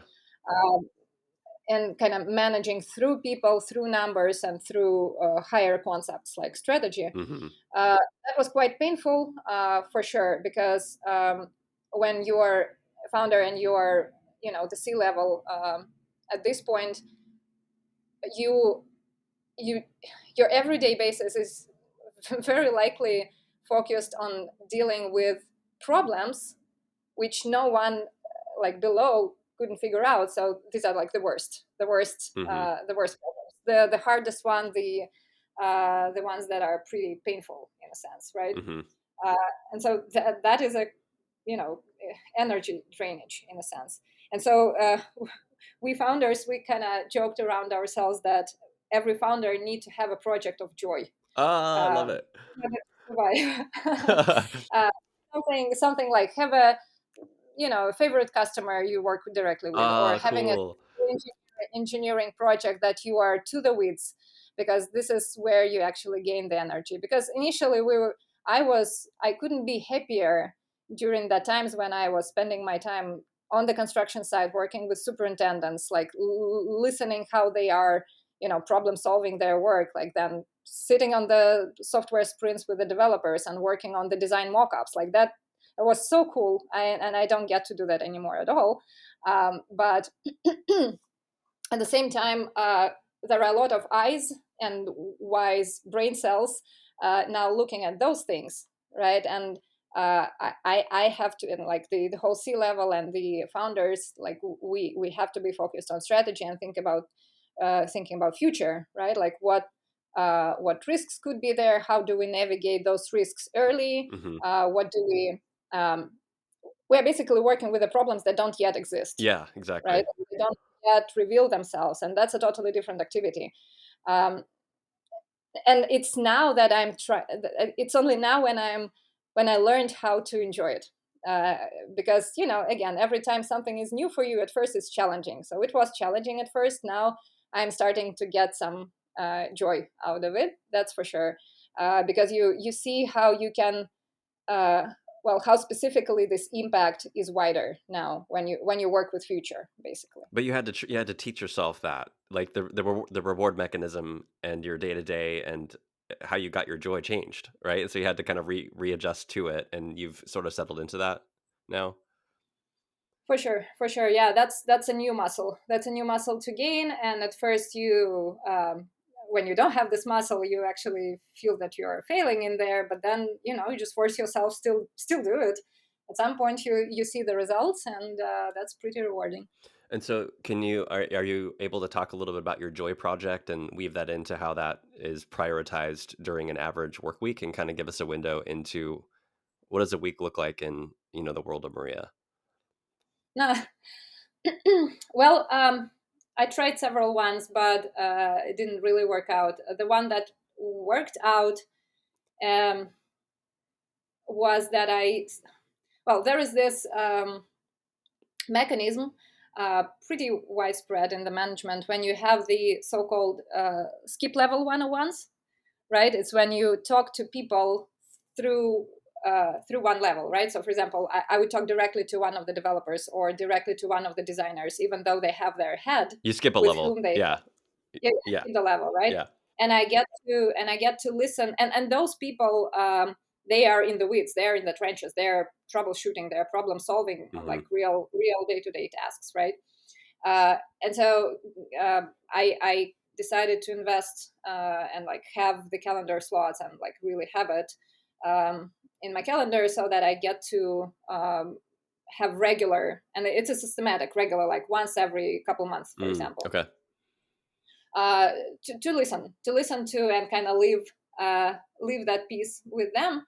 And that actually helps a lot to kind of be grounded, right? Because to have the sources of information from different areas of the company, and not lose the track of reality, right? Because you are connected from any angles, from customer success or from engineering part, or sales, let's say, right? So or product management. So you get to really feel with your skin of what are the actual problems that people deal with, and that brings me joy, because I basically introduce myself into that reality for an hour. It gives me insights, it gives me some reward on just actually feeling that, but then I can also use this information to navigate better on the strategic part.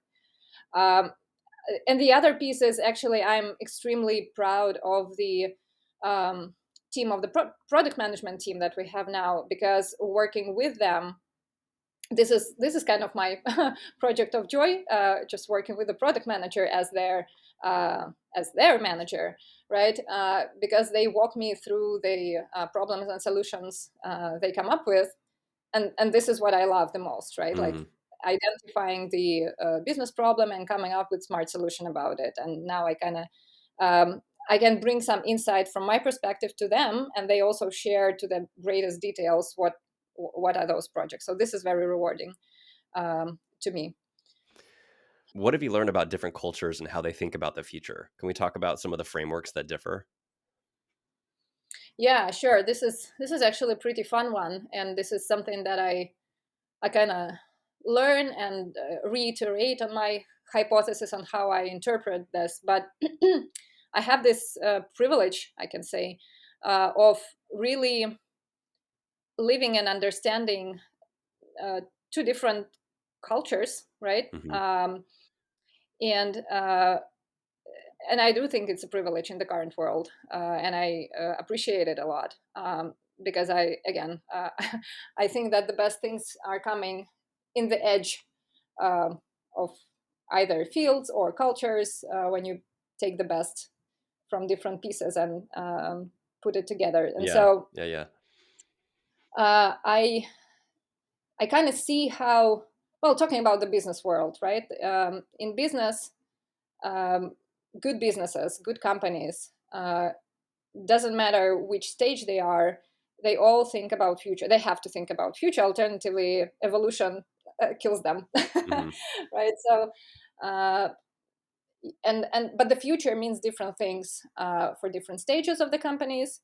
Um, and it can be either we could talk next month, we can talk next year, or we can talk next like 3-5 years, or next 20 years. So those horizons are really different, and they have to be different depending on the type of business you're in or the stage of the business you're in.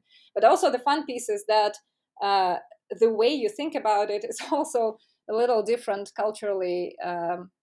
Let's say in Europe, in Eastern Europe, well, I can talk deeper, obviously, about Russia, since I'm originally from there, and about the US, right? And what I observed is that, oh, and the other piece, yeah, just to mention prior to that, is that it's funny that like human beings, people, they are organically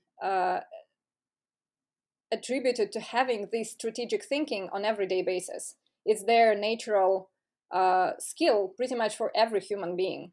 While the companies, if you do not create those mechanisms of Mm-hmm. thinking about future, they won't exist. Mm-hmm. But people on everyday basis, they do strategy, they think strategically every day. It's organic, it's natural.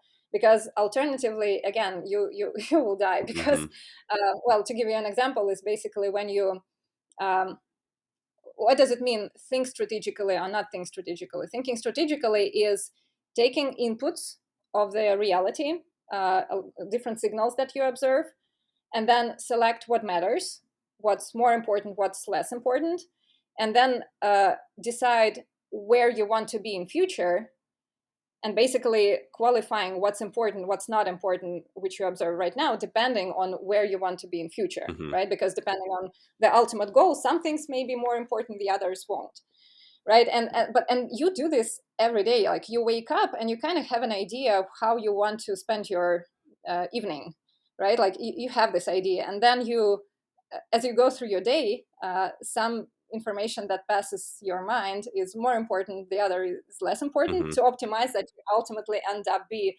where you want it in the evening, right?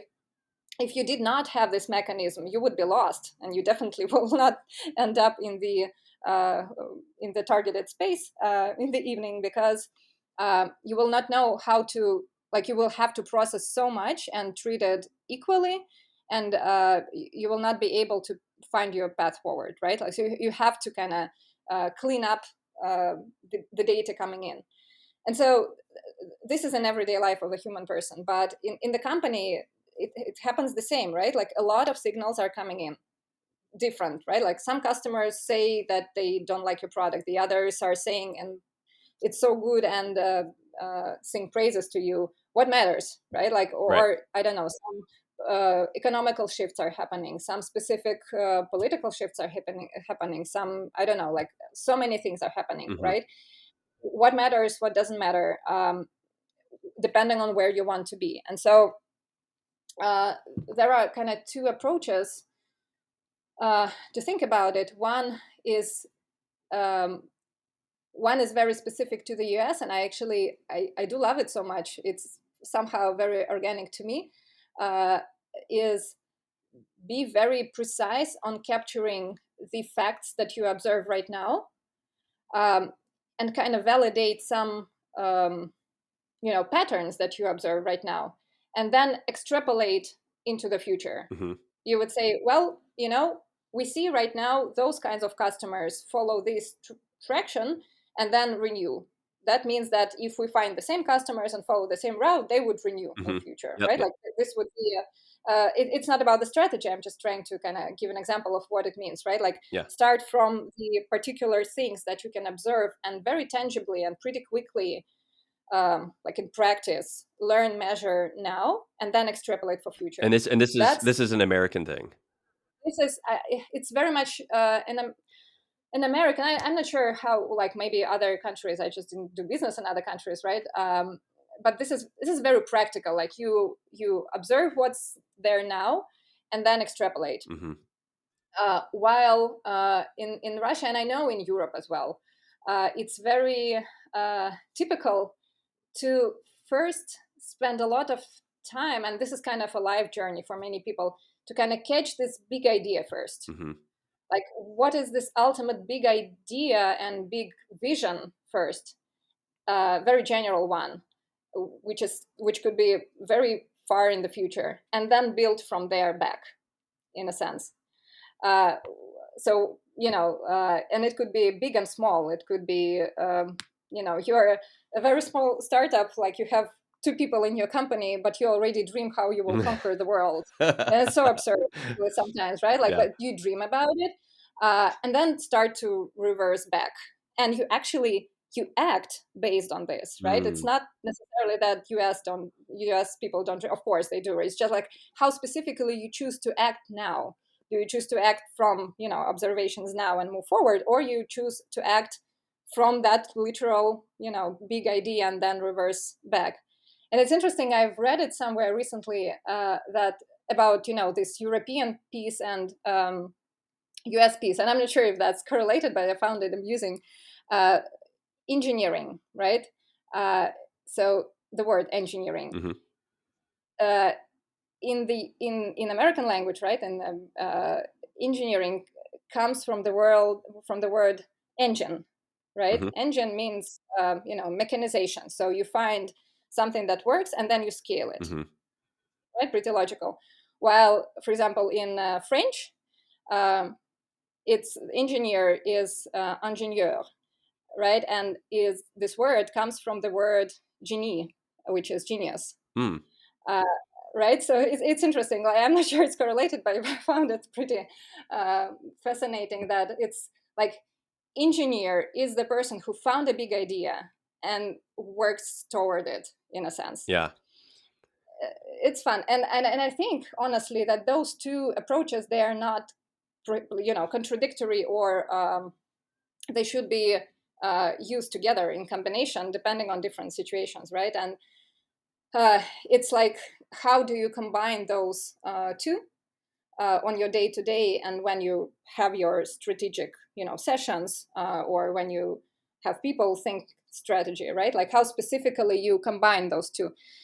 And the challenge here is that when you use the from a very particular thing to a general thing approach, the main flaw here, the issue here, is that it's a known fact that the future is never the same as where you live now, mm-hmm. right? So extrapolation piece always has a significant error and room for error, because the future is never the same as before, right? At the same time, well, the flaws in the other approach is that you have too many assumptions when you make the reverse engineering logics from a big idea to particular. So depending on the horizon on where you want to operate your strategy, you really have to be very cautious in accepting the fact that you either make a very strong hypothesis about the future, or you make a very strong hypothesis about your assumptions, right? Uh-huh. And so you have to be very realistic and admitting that, right? And always check yourself against that when you go through that, basically, right? And so, for example, the practical way we found out to be working is that have some sort of like a milestones approach, right? Which could marry those two in a sense. Milestones are it's like a map of milestones, because those milestones that really influence the long-lasting idea, like the ultimate goal, Yeah. right? They either happen or they don't happen. Right. And so you can check against them as you move forward to facilitate the shortcomings of those two methods, if that makes sense. They're complementary, right? There's a diversity of thought that could make this a superpower of the company, to have a European development team and then you have your US team. And so bringing those perspectives together and then having this milestones-based approach could force everybody to just have to think in a different way that could be beneficial to the whole. Totally. Yeah, because like if you put a specific milestone as the major milestone in everyone's mind, people start to optimize for it. And that doesn't contradict to the fact that we are ultimately going to a bigger goal, right? It's just we have to cross this milestone first. Alternatively, all other things won't work. For example, like a profitability event, right? Like we could I don't know, target very specific things in business, conquer a specific sector or gain specific revenue or gain, something else. Could be different types of goals. But as we do so, let's say, for example, we have to cross the profitability event.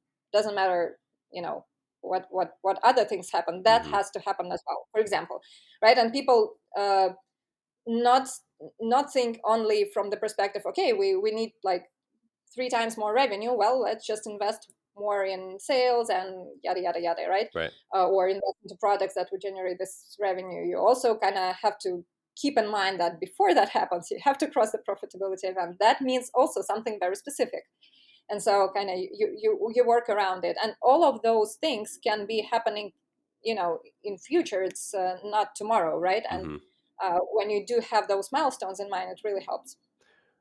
If you think 12 to 18 months out, what are your top priorities? Can you, in whatever level of detail that you can share, just to give our listeners a sense of how you see that kind of unfolding? What are you working towards? Yeah, well, for us, it's a pretty clear path at this point. So I think we did a great job prior to set up ourselves for the fast adoption and, increasing the market share of the home building market with our services. So we are obviously now in the leading, in the leading position, in a sense that, well, there's no one else we directly are in competition with. We are still in competition with the status quo. Yeah. And we're still in the competition of the economy that is not as, well, let's put it in a soft way, is not as growing as it was before, right? Yeah. And these are definitely the restricting factors, right? But at the same time, we have this amazing opportunity for every business when you do have a niche where there is no direct competition, so you don't have to deal with all the games with direct fighting, pricing and commodity issues, right? Like it's not a commodity; it's still a new thing that comes in, and we gained a significant chunk of market, and we just have to double it now, right? And it's a lot about very, very accurate and disciplined execution. It's a lot about now using our reputation and the assets that we already have in the market to just grow it, right? So we kind of know the ways that work. We developed a lot of products that land very nicely, that show the ROI. We just now really have to land them on a larger scale. And so, a year from now, year and a half from now, for sure, it's just, a significantly twice higher market share and objective understanding that this is the leading solution in the home building market, which basically, if you are in land development and you think, okay, I have to develop this piece of land, what are my must-haves. Well, I definitely need grading contractors. I definitely need engineers. I definitely need TraceAir to manage all of this. I Yeah. definitely, like, must-haves. This is what we see is actually happening with the market share that we gained, and we need to kind of establish that on a higher level so that it's just not arguable, right? At the same time, a very big strategic change, which should be happening during this time frame, is that our current go-to-market strategy is something very well established and now just scaling, basically execution phase. And we are now converting into this multi-product company. Basically, we are delivering the next go-to-market strategy within the same sector, but it's basically a new product line, new service and product line, which is complementary to the first one, but at the same time, it's sort of independent and has, the same or even higher opportunity. And I'm talking about the surveying services that we start to provide. And it's very impactful because surveying piece in construction is one of the fundamental stones, right? And again, similar to how the construction management can be streamlined and can be done way more efficiently than it is right now. The same with surveying, right? There are many things in surveying world, specifically for residential, where you need like a deep attention, professional that goes and spends hours on very complicated and important things. But there are some services that can be done significantly faster, in a sense, and significantly, well, faster is the key word here, still keeping the same level of outcome, right? And this is what we target. So acceleration. Knowing and it's acceleration. Yeah, it's acceleration, right? And those are the things that are now holding back the pace of many projects. And this is like a literal pauses or literal slows down in the projects due to the lack of surveying resources to invest there. And so we found a way how we can actually accelerate those, again, using drone technologies and mechanisms around. And we have both like business innovation there and tech innovation in this new mechanism. And so we started we started to do that in California only now, but the goal is to prove that on wider scale and show this multi-product approach as a company in the next year and a half. And this is a big transition because the complexity of the company increases exponentially when you shift from being a single product company into multi-product company. It's really two different stories in terms of management and in terms of internal structure as well. Wow, that's so fascinating.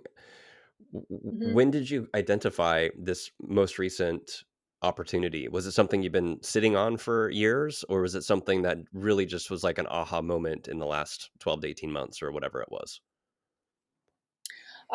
Well, this is pretty similar to our first go-to-market strategy. It was a very systematic approach of how we got there, in a sense.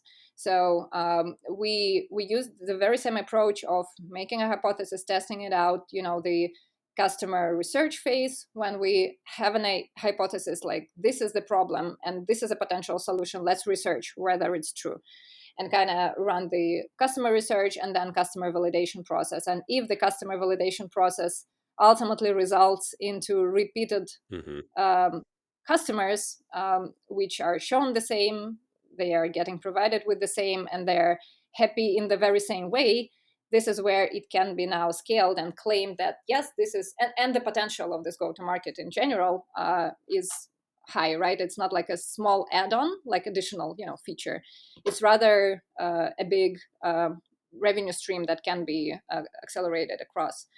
So this been in development for quite a long time. And we iterated, I think, 6 or 7 adjacent hypotheses around, for example, like offering a specific product in surveying, maybe a couple of products in surveying, suggesting that to engineers or surveyors or developers, like all of those would be very different go-to-market strategies, right? And iterating on those was the process. I think, so we are still in this somewhat customer validation stage.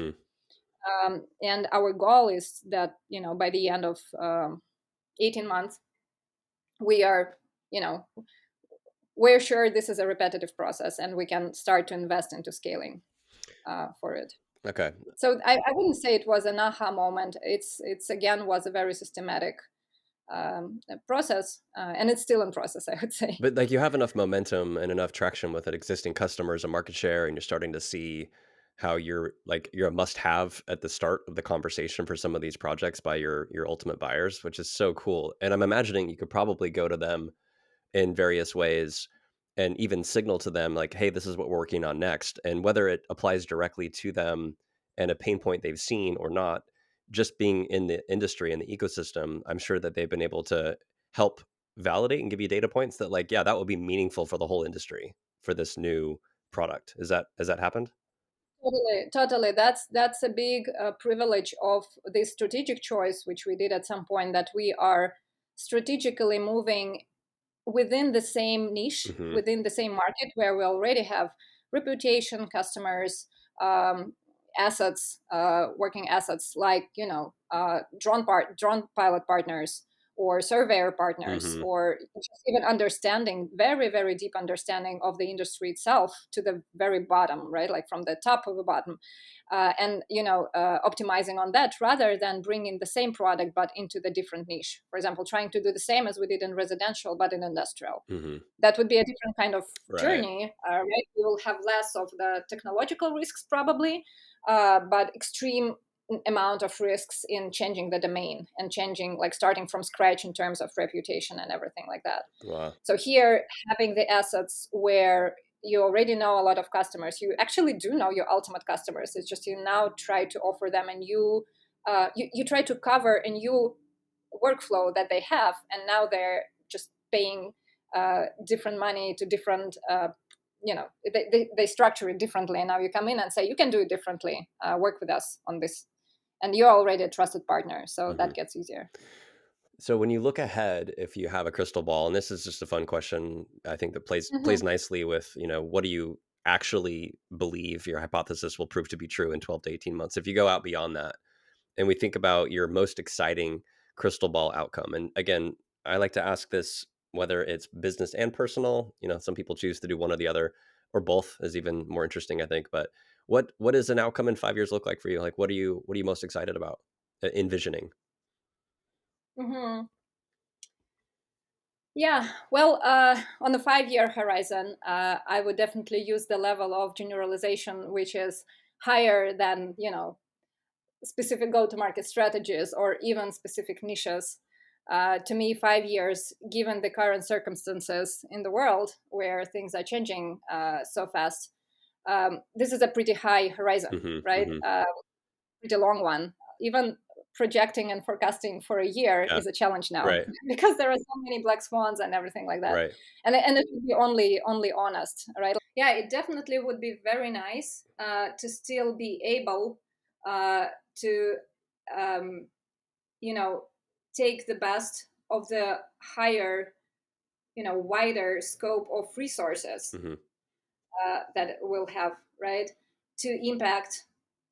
Well, it could be still a construction or wider scope of things that we can empower with technology. So it's definitely playing in the same field of tech innovation in the most impactful for people industries, and very likely it's construction this or the other way, right? And kind of it will be really great to widen up the scope to the degree which now is even hard to imagine, Mm-hmm. right? Because I do deeply feel that in 5 years, if things go well, right, and if yeah, basically if things go well, I, I couldn't believe I could be here where I am at right now if you asked me like 8 years ago when we just started TraceAir. Yes, we envisioned the global company, but how specifically it would look like that we would, really impact how this major projects in Santa Clarita was built, Mm-hmm. right? Or if, Joe Smith from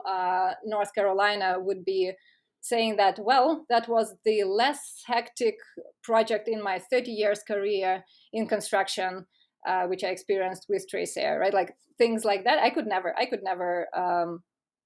believe that's possible, but it definitely would be great to in 5 years to for sure be a must-have as far as technology, right? A must-have to build pretty much any type of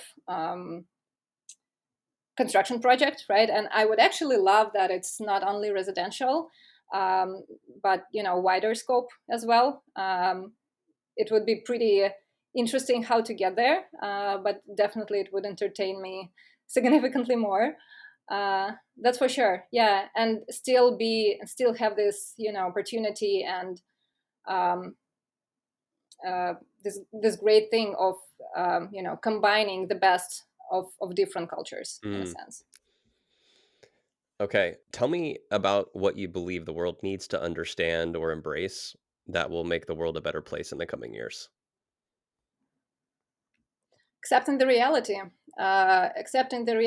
and this critical approach of flow of information, being ready to the fact that something that you deeply believed in for many years may or may not be true, and kind of be as a child, like keep this child piece of you with open eyes when you go through the world and learn things with no assessment, but rather, this is how it works. This is how that works. And like with this pure information intake. And only then make some assessments. So I think the flexibility of mind is something that is extremely important these days, because I kind of see how different events that happen starting from COVID and going after, that sometimes really break people, right? Like both psychologically, and if you don't have this resilience and flexibility, it's really hard to get past that. And it's just now in the history, I think in the history of humanity, there are like pretty significant changes. And as Ray Dalio wrote in his book, right, the Changing the World Order, right, it's only so striking for each person specifically because they only saw it once in their lives. Right. In fact, it happened so many times in humans' lives, right, and in the history of Earth. And so just acceptance of the fact that things are changing, understanding that some facts are upsetting, some facts are actually pretty rewarding, and trying to accept the reality, not allowing that to break you in any way. I think that's the main thing. It may sound very generalistic, but I honestly find that this is one of the secret recipes to stay and proceed with your own, wishes further if you have that. Are you open to sharing one of the examples you referred to earlier about you having to remodel your worldview? Yeah, well, since we were talking, business a lot, and I can share the perspective of the, entrepreneur and the founder. One of the things. So I definitely was and still is one of the, how's this personality type called, like perfectionist, right? Like when you want everything to be, you have a very high standard and you sort of demand the same from others, something like that. Right? This is sometimes helpful and this is sometimes very not helpful at all. And I kind of did have the acceptance of that for many years. But at this point, when you have the company, this is pretty helpful early on, because you try to choose, specific people that you work with. You try to choose specific strategies in the business that you have, right? And they should be very much aligned with what you feel is perfect. They're never perfect, but it's, being disciplined with that helps early on for sure. But once, again, as I said, when the company gets big and you can control many things to the degree you wanted before, it's extremely harder to still manage and keep control of what's happening. And one of the things that I had to rebuild in myself is that, well, it's hard to manage talented people. Like, talented people are very different. They're very, specific. They're like, they need sometimes special approach. and that sometimes doesn't feel perfect to me, right? But this is the only reality that is there. You kind of have to figure out the ways how to manage a complex system, like exponentially more complex system than it was before, given the imperfections in there, and they will always be there, those imperfections. And that's, again, not the buzzword, but you have to find practical tools how to balance, how to keep the balance and checks, right, like as president does, uh, how to keep this system flowing smoothly, even though there by definition will be imperfections inside. And this is something that I had to rebuild in myself, like deeply, not to get irritated by different imperfections, right? Not to get angry on myself when I do things suboptimally, right? Not to drain energy on this. This is pretty significant internal restructuring, honestly. So that was definitely one of the examples. And required for the stage of growth that you're at. Exactly. Yeah. What is something that's happened to you in your life or career that few people will believe? Well,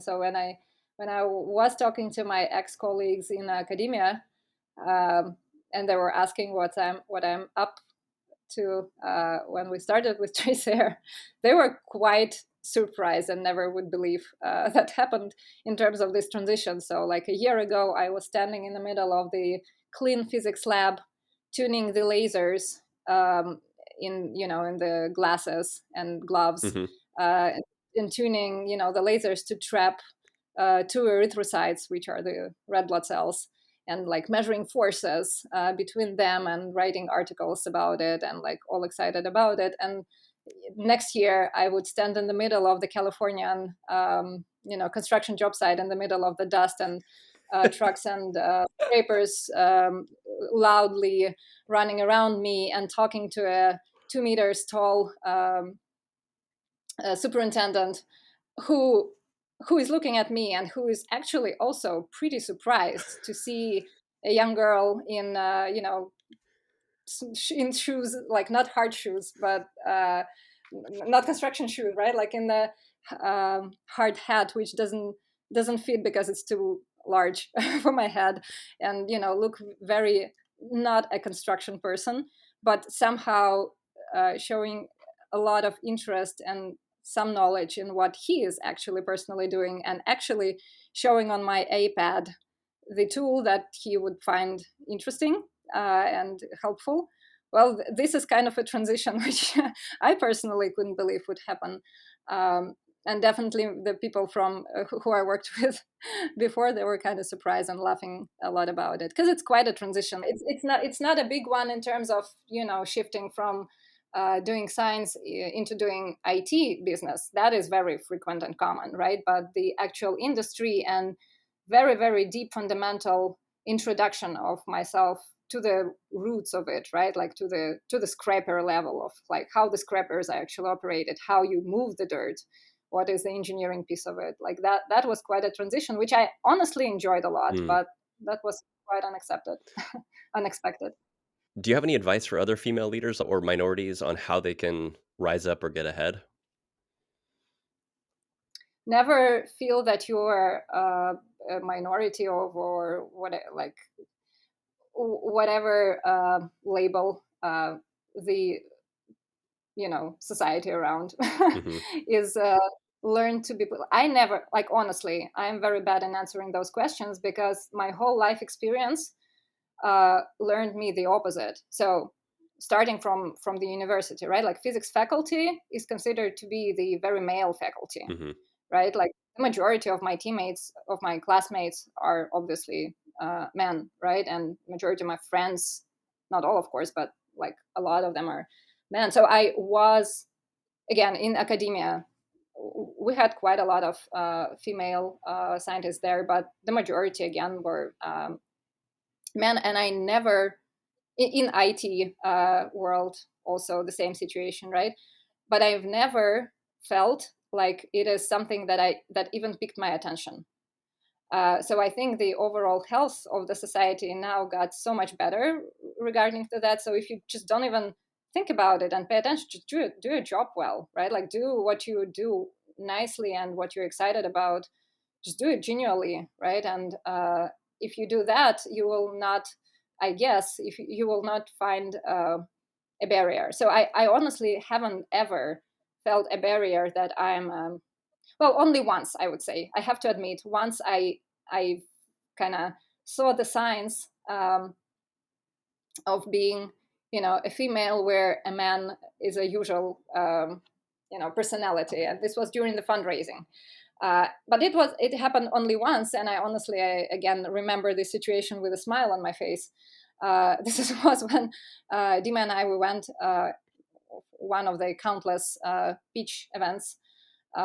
Pitch sessions to one of the Silicon Valley funds, and the partner of the fund came into the meeting, and our pitch was structured in the way that Dima was pitching the first piece, I was pitching the last piece, and then we took the questions together, something like that. And it was funny that when the partner came in, he kind of shook my hand, but he always was looking on Dima, and I kind of noticed that at first. But then the obvious thing was when I was talking my part, he was continuing looking at Dima, not at me, which was very funny. Like it didn't bother me, honestly. It didn't offend me by any means. I just found it so weird. So I found that person to be weird, not myself. Wow. And I guess, well, we didn't proceed with that fund, but I honestly don't think that's for the reason of me being in the room. It just was not a fit. So again, like even entering the construction world, being that really weird, like I admit the reality that the way I look, right, like the way I'm really from, right, like entering the construction side somewhere in California and talk to a superintendent or the scraper driver talking about his problem. In my weird scientific language, right? I speak weirdly. I admit that, right? Not only that I have an accent, but I structure my phrases and sentences in a very nerdy way. I also understand that. Even with that, like I usually see that it more of a it brings attention. So I have an opportunity so that I'm weird, and this is why people start to listen to me. So I use this opportunity for my own sake, right? So I never felt that as a minus. And so I guess this is, in many cases, problems are in people's heads, meaning that if you are scared about something and if you like convince yourself that this might be a challenge, just don't think about it as a challenge. Just think about the essence of your work. And if you're a leader, just think about what you really want to do. And if you think about that, not the fact that you are a female leader, well, probably things will be easier. That I don't know. That's my take. I find that to be incredibly profound, because we could look at statistics on compensation data between men and women, and we could say, oh, well, things need to change because women are paid less. And statistically, that may be true. But in your world, you could look at it and say, you're going to interview, and you're going to be interviewing with other people that you're competing with. And when you actually go to negotiate, if they're going to make you an offer, know your value and be willing to walk. I mean, is it just that simple, right? It's not like, I don't care if statistically this or that happens. I'm me, and I have standards, and I'm going to stick up for what I feel I believe I deserve and ask for it. Is that Totally. Yeah, I would agree with you on so many levels. And even in our company, so we have, for the IT in construction company, we have a very significant percentage of female teammates, not necessarily because we were hiring for this, thing specifically. It just happened that there are a lot of brilliant engineers, there are a lot of brilliant product managers, right? And I do not see that there would be any correlation in our discussions, let's say when I'm hiring, right? And when I'm talking to a female or male, like the negotiation process would sound very, very similar. There will be ambitious people who push a lot. There will be less ambitious people. There will be loud people. There will be less loud people. There will be confident people. And that's a characteristic of, like, personal characteristic rather than gender, I think. At least that's my experience. So I think if it's deeply in your head and you act strongly on those bases, then you will engage the counterpart, whoever it is, your potential manager or boss, or you are a leader and you have to work with, your employees or with investors or whoever you have to work with. Just, come from the place where you know your value, and don't even let the other thoughts go through your head, because they would only, mess things Yeah, up. true. So what are the core qualities that you look for in people that you want to have on your team? Mm. Yeah, well, obviously, it really depends on what business you're at. Mm-hmm. And a very important feature of the leader is to define. It sounds trivial, but it's actually not trivial. Define what business you're in, Mm-hmm. and depending on that, you would be seeking for different personalities here and there. Mm-hmm. The general thing that always played out, doesn't matter which role we're talking about, and even the stage which we're talking about, is I would say, self-discipline and manage up approach. Something that is in the person from the beginning, like internal engine, Mm-hmm. internal motivation Mm-hmm. that drives the person, rather than him expecting to be managed. This is so much universal on any level. You could be junior, just fresh from school, and still having that internally. You may not even know that this is a term, like manage up approach. You may not even know that self-management is a thing that people value a lot, right? But you organically would tend to kind of be proactive with setting up expectations. You could be proactive with, if just in case you do not know what to do, you will reach out, right? Not wait Mm-hmm. until, uh, like small things like that, up to, if we talk more of senior positions, there it's just inevitable. Like people will not do the best of their job if they're not like that, because it's so easy to find the wrong track. And so if you're not feel you're aligned or synced with the whole strategy, or if you don't have the bigger picture, which you can only get if you are proactive with your leader, or with your manager, or whoever you're working with, like this manage up situation is extremely important, I guess. This is something which we try to look for with every hire we do. Is there? Not always we succeed, though. It's very hard to screen. Yeah. What would be a really unique approach someone could take to really blow you away and make you want to hire them if one of our listeners wanted to come work for you? Mm. Uh, well, it sort of comes from this quality that I just talked about manage up and self-management. When you talk with the person and go through the interview steps and processes, you get this vibe very quickly, how the person reacts, even if the person is not even actively looking for a job, but you're still talking to him or her. Mm-hmm. uh, the way they react, the way they ask questions, the way they are proactive and showing their interest, Mm-hmm. um, genuine interest in what you do. This is basically first showing the first signs of being proactive. And the other thing is whether or not there could be a chemistry between you, or not, right? So if the person is totally passive in a sense, or doesn't show curiosity in any way, and doesn't set expectations in a sense, uh, this would be sort of like a red flags for me. And so you can show the other way around in so many different ways. I had some hires where I saw the person, and just from the very first minute of discussion, I was like, okay, that's the guy or that's the girl. Like, that's definitely a fit. For the others, because they use specific words, how they articulate it, right? Like, I could understand them immediately. I could feel this internal motivation immediately. Mm-hmm. I could feel this positive attitude, right? In general, not it's like um, not it's that it's draining the energy while we're talking, but it actually boosting the energy, right? From this angle, I mean the positive, um, positive traction. With the other candidates, there were a situation where I figured that that's a fit only after several steps of the interview, where it just had to be shown on a systematic basis, through the discussion, through some test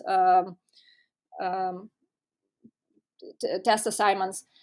But in general, I think what was always the case, the major thing that would strike me the best is the quality of questions that people ask.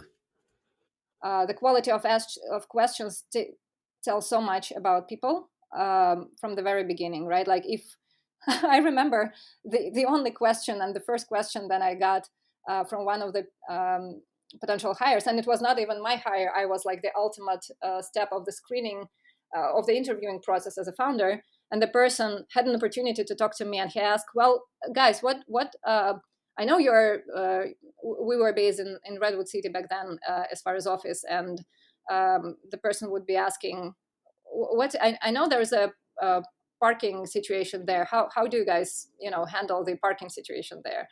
And that's the most awkward, question that I could get, right? Like you have an opportunity to talk about something important, and you ask about the parking lot, right? Like that's weird. At the same time, I got questions like very general but very deep ones, and follow-up questions on that, like, hey, well, you guys are working in home building, and well, from where I stand, there are quite some challenges out there. What's your take on it? This is a good question. This is it's a very general one. You don't have to be, like some sort of a super mega genius or something to ask it, but it's very deep one. Like it shows that you care where this company goes in general, right? Like, and why it could be interesting to jump on this boat, right? So this kind of things. So I guess the quality of questions matters a lot. If you could go back and tell yourself one thing early in your career, what would you say? Choose the third option out of two. Wow. Okay. Never go with two options that you're offered. Invent the third one. If you have been given that advice early in your career, what would that have allowed you to do differently? It just opens your mind. It just gives you a perspective that everything is not binary. Everything is not black and white.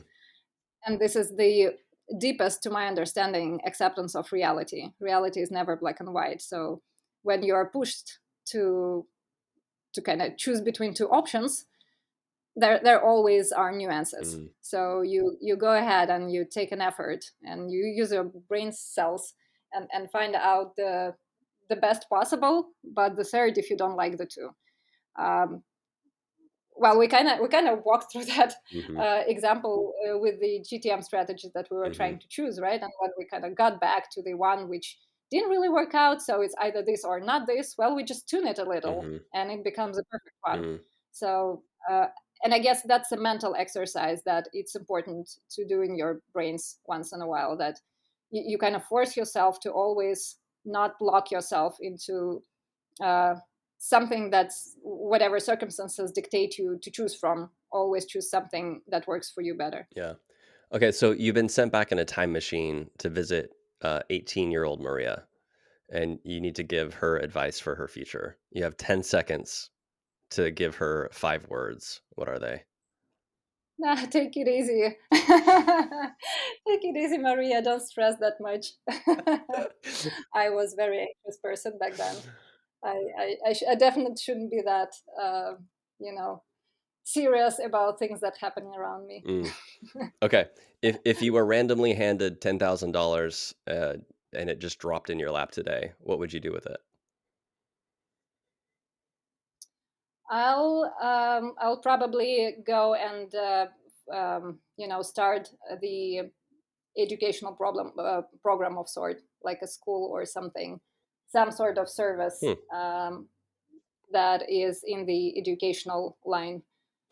Since it's a fire question, I can give you a good answers right away, but it's definitely in this line. I feel so much lack of And it's not even about money. Like if you were to tell me if I got 10,000 dropped in my pocket, but rather if you would tell me you got, several months of free time dropped in my pocket, what would I do? That's what I would do. So what if it was $100,000? Again, it's like I'm pretty sure I can find money pretty much on anything that would be needed. The major resources, time, Mm-hmm. and intellectual effort, emotional effort that had to be invested into something. But I deeply feel the lack of some levels, educational levels, and like sometimes fundamental, sometimes really just well, let's put it this way: educational services here in the U.S. and well, in some other places on Earth as well. And so I didn't think too deep about it, but definitely the direction where my ideas are flying sometimes, and it's just like not possible in this current life, but maybe later. To give our listeners a full 360 kind of on who you are and what really lights you up and recharges your battery, what are 2 to 3 non-obvious, more personal things about you that you're most passionate about outside of work, or any fun rituals or mindfulness practices that make your life more meaningful? Well, one is actually approaching very soon, so I'm looking forward that we go. So I'm a skier. I love skiing, and this is one of my passions. And I I'm making this joke that my parents first taught me how to ski and only then how to walk. So that is that is what I enjoy a lot. And my son Max, he is 4 years old now, and now he is totally ready to go like full steam on skiing, and we're going to ski together soon for a week. And so this is in general going to ski and just enjoying this minute of hitting the slope and putting these curves on the snow. This is something that gives me like the thrill. Like this is where it's a pure essence of joy when I do it. That's for sure. And it's actually double fun and double joy when I have a small human being whom I can teach doing that and experience that together. That is super exciting. Yeah. Working with your spouse. I don't know if you have just a quick like one-liner around it just to hit on it, because I think it's unique, it's special, and I think investors see it a certain way. As a recruiter, I saw it in a unique way. Candidates are going to see it in a unique way. Do you just have a quick sort of riff on what that's been like and how you juggle it? Yeah. Well, I assess that as our secret power in a sense for the company for sure. Um, Even though on a personal level, of course, it is and it was kind of sometimes hard and Mm-hmm. challenging. But I think we figured out the recipe early on many years ago. We found the recipe how to properly deal with that. And again, it gets back to this terminology that I used of wearing different hats. So sometimes when Dima and I work together, we just verbally even say like, "Hey, I'm now talking to you as your CPO," or like, I'm now like when Dima actually was managing one of the products that we were developing, he was working as the product manager, basically reporting to me as the CPO. Mm. So I would say, Dima, I'm now talking to you not as a CEO, not as to a CEO. I'm now talking to you as a PM. Why on hell that is still not ready, Mhm, mhm, right? Or things like that. Or I would say, or he would say, well, I'm now just venting off, and I'm talking to you as a husband or as a wife, right? Like this is not going anywhere. Even if we're talking about the work now, but now I'm talking to you as a safe place, mhm, like a as you would talk to your wife or your husband about your work. So take off your CEO hat, take on your husband hat, and listen to me. mhm. Things like that. So we practice that a lot. We kind of gain this muscle significantly, and I think it's a very good recipe when you do not mix those realities. And some people would say, well, that's not possible. It is possible when you understand the importance of it. Totally possible. And it's still sometimes hard because you understand that you don't want to overbug your CEO right now, but you need a husband to talk to. But at the moment, for him, it's not like tactically this day or this week. It's impossible to take off the CEO hat and become a husband because for whatever reason he can't, right? Mm-hmm. And so you have it's the loneliness. Sometimes you are lonely as a founder, and that's a pretty frequent situation. I know that many founders sometimes feel lonely because there are things that they can't talk to anyone, pretty much. They can't talk about it to the other founders, not to disturb them or not to break some dynamics, or they can definitely talk about things to their employees or sometimes even friends, because the friends won't understand that.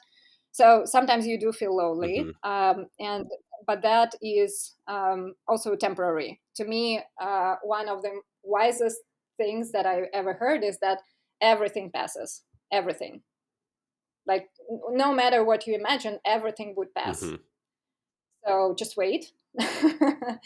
and like take your time. Sometimes it's hurtful, but just wait, and you'll get an opportunity. So I guess, yeah, working with a spouse and having joint business is one of the secret powers, because we understand each other so well.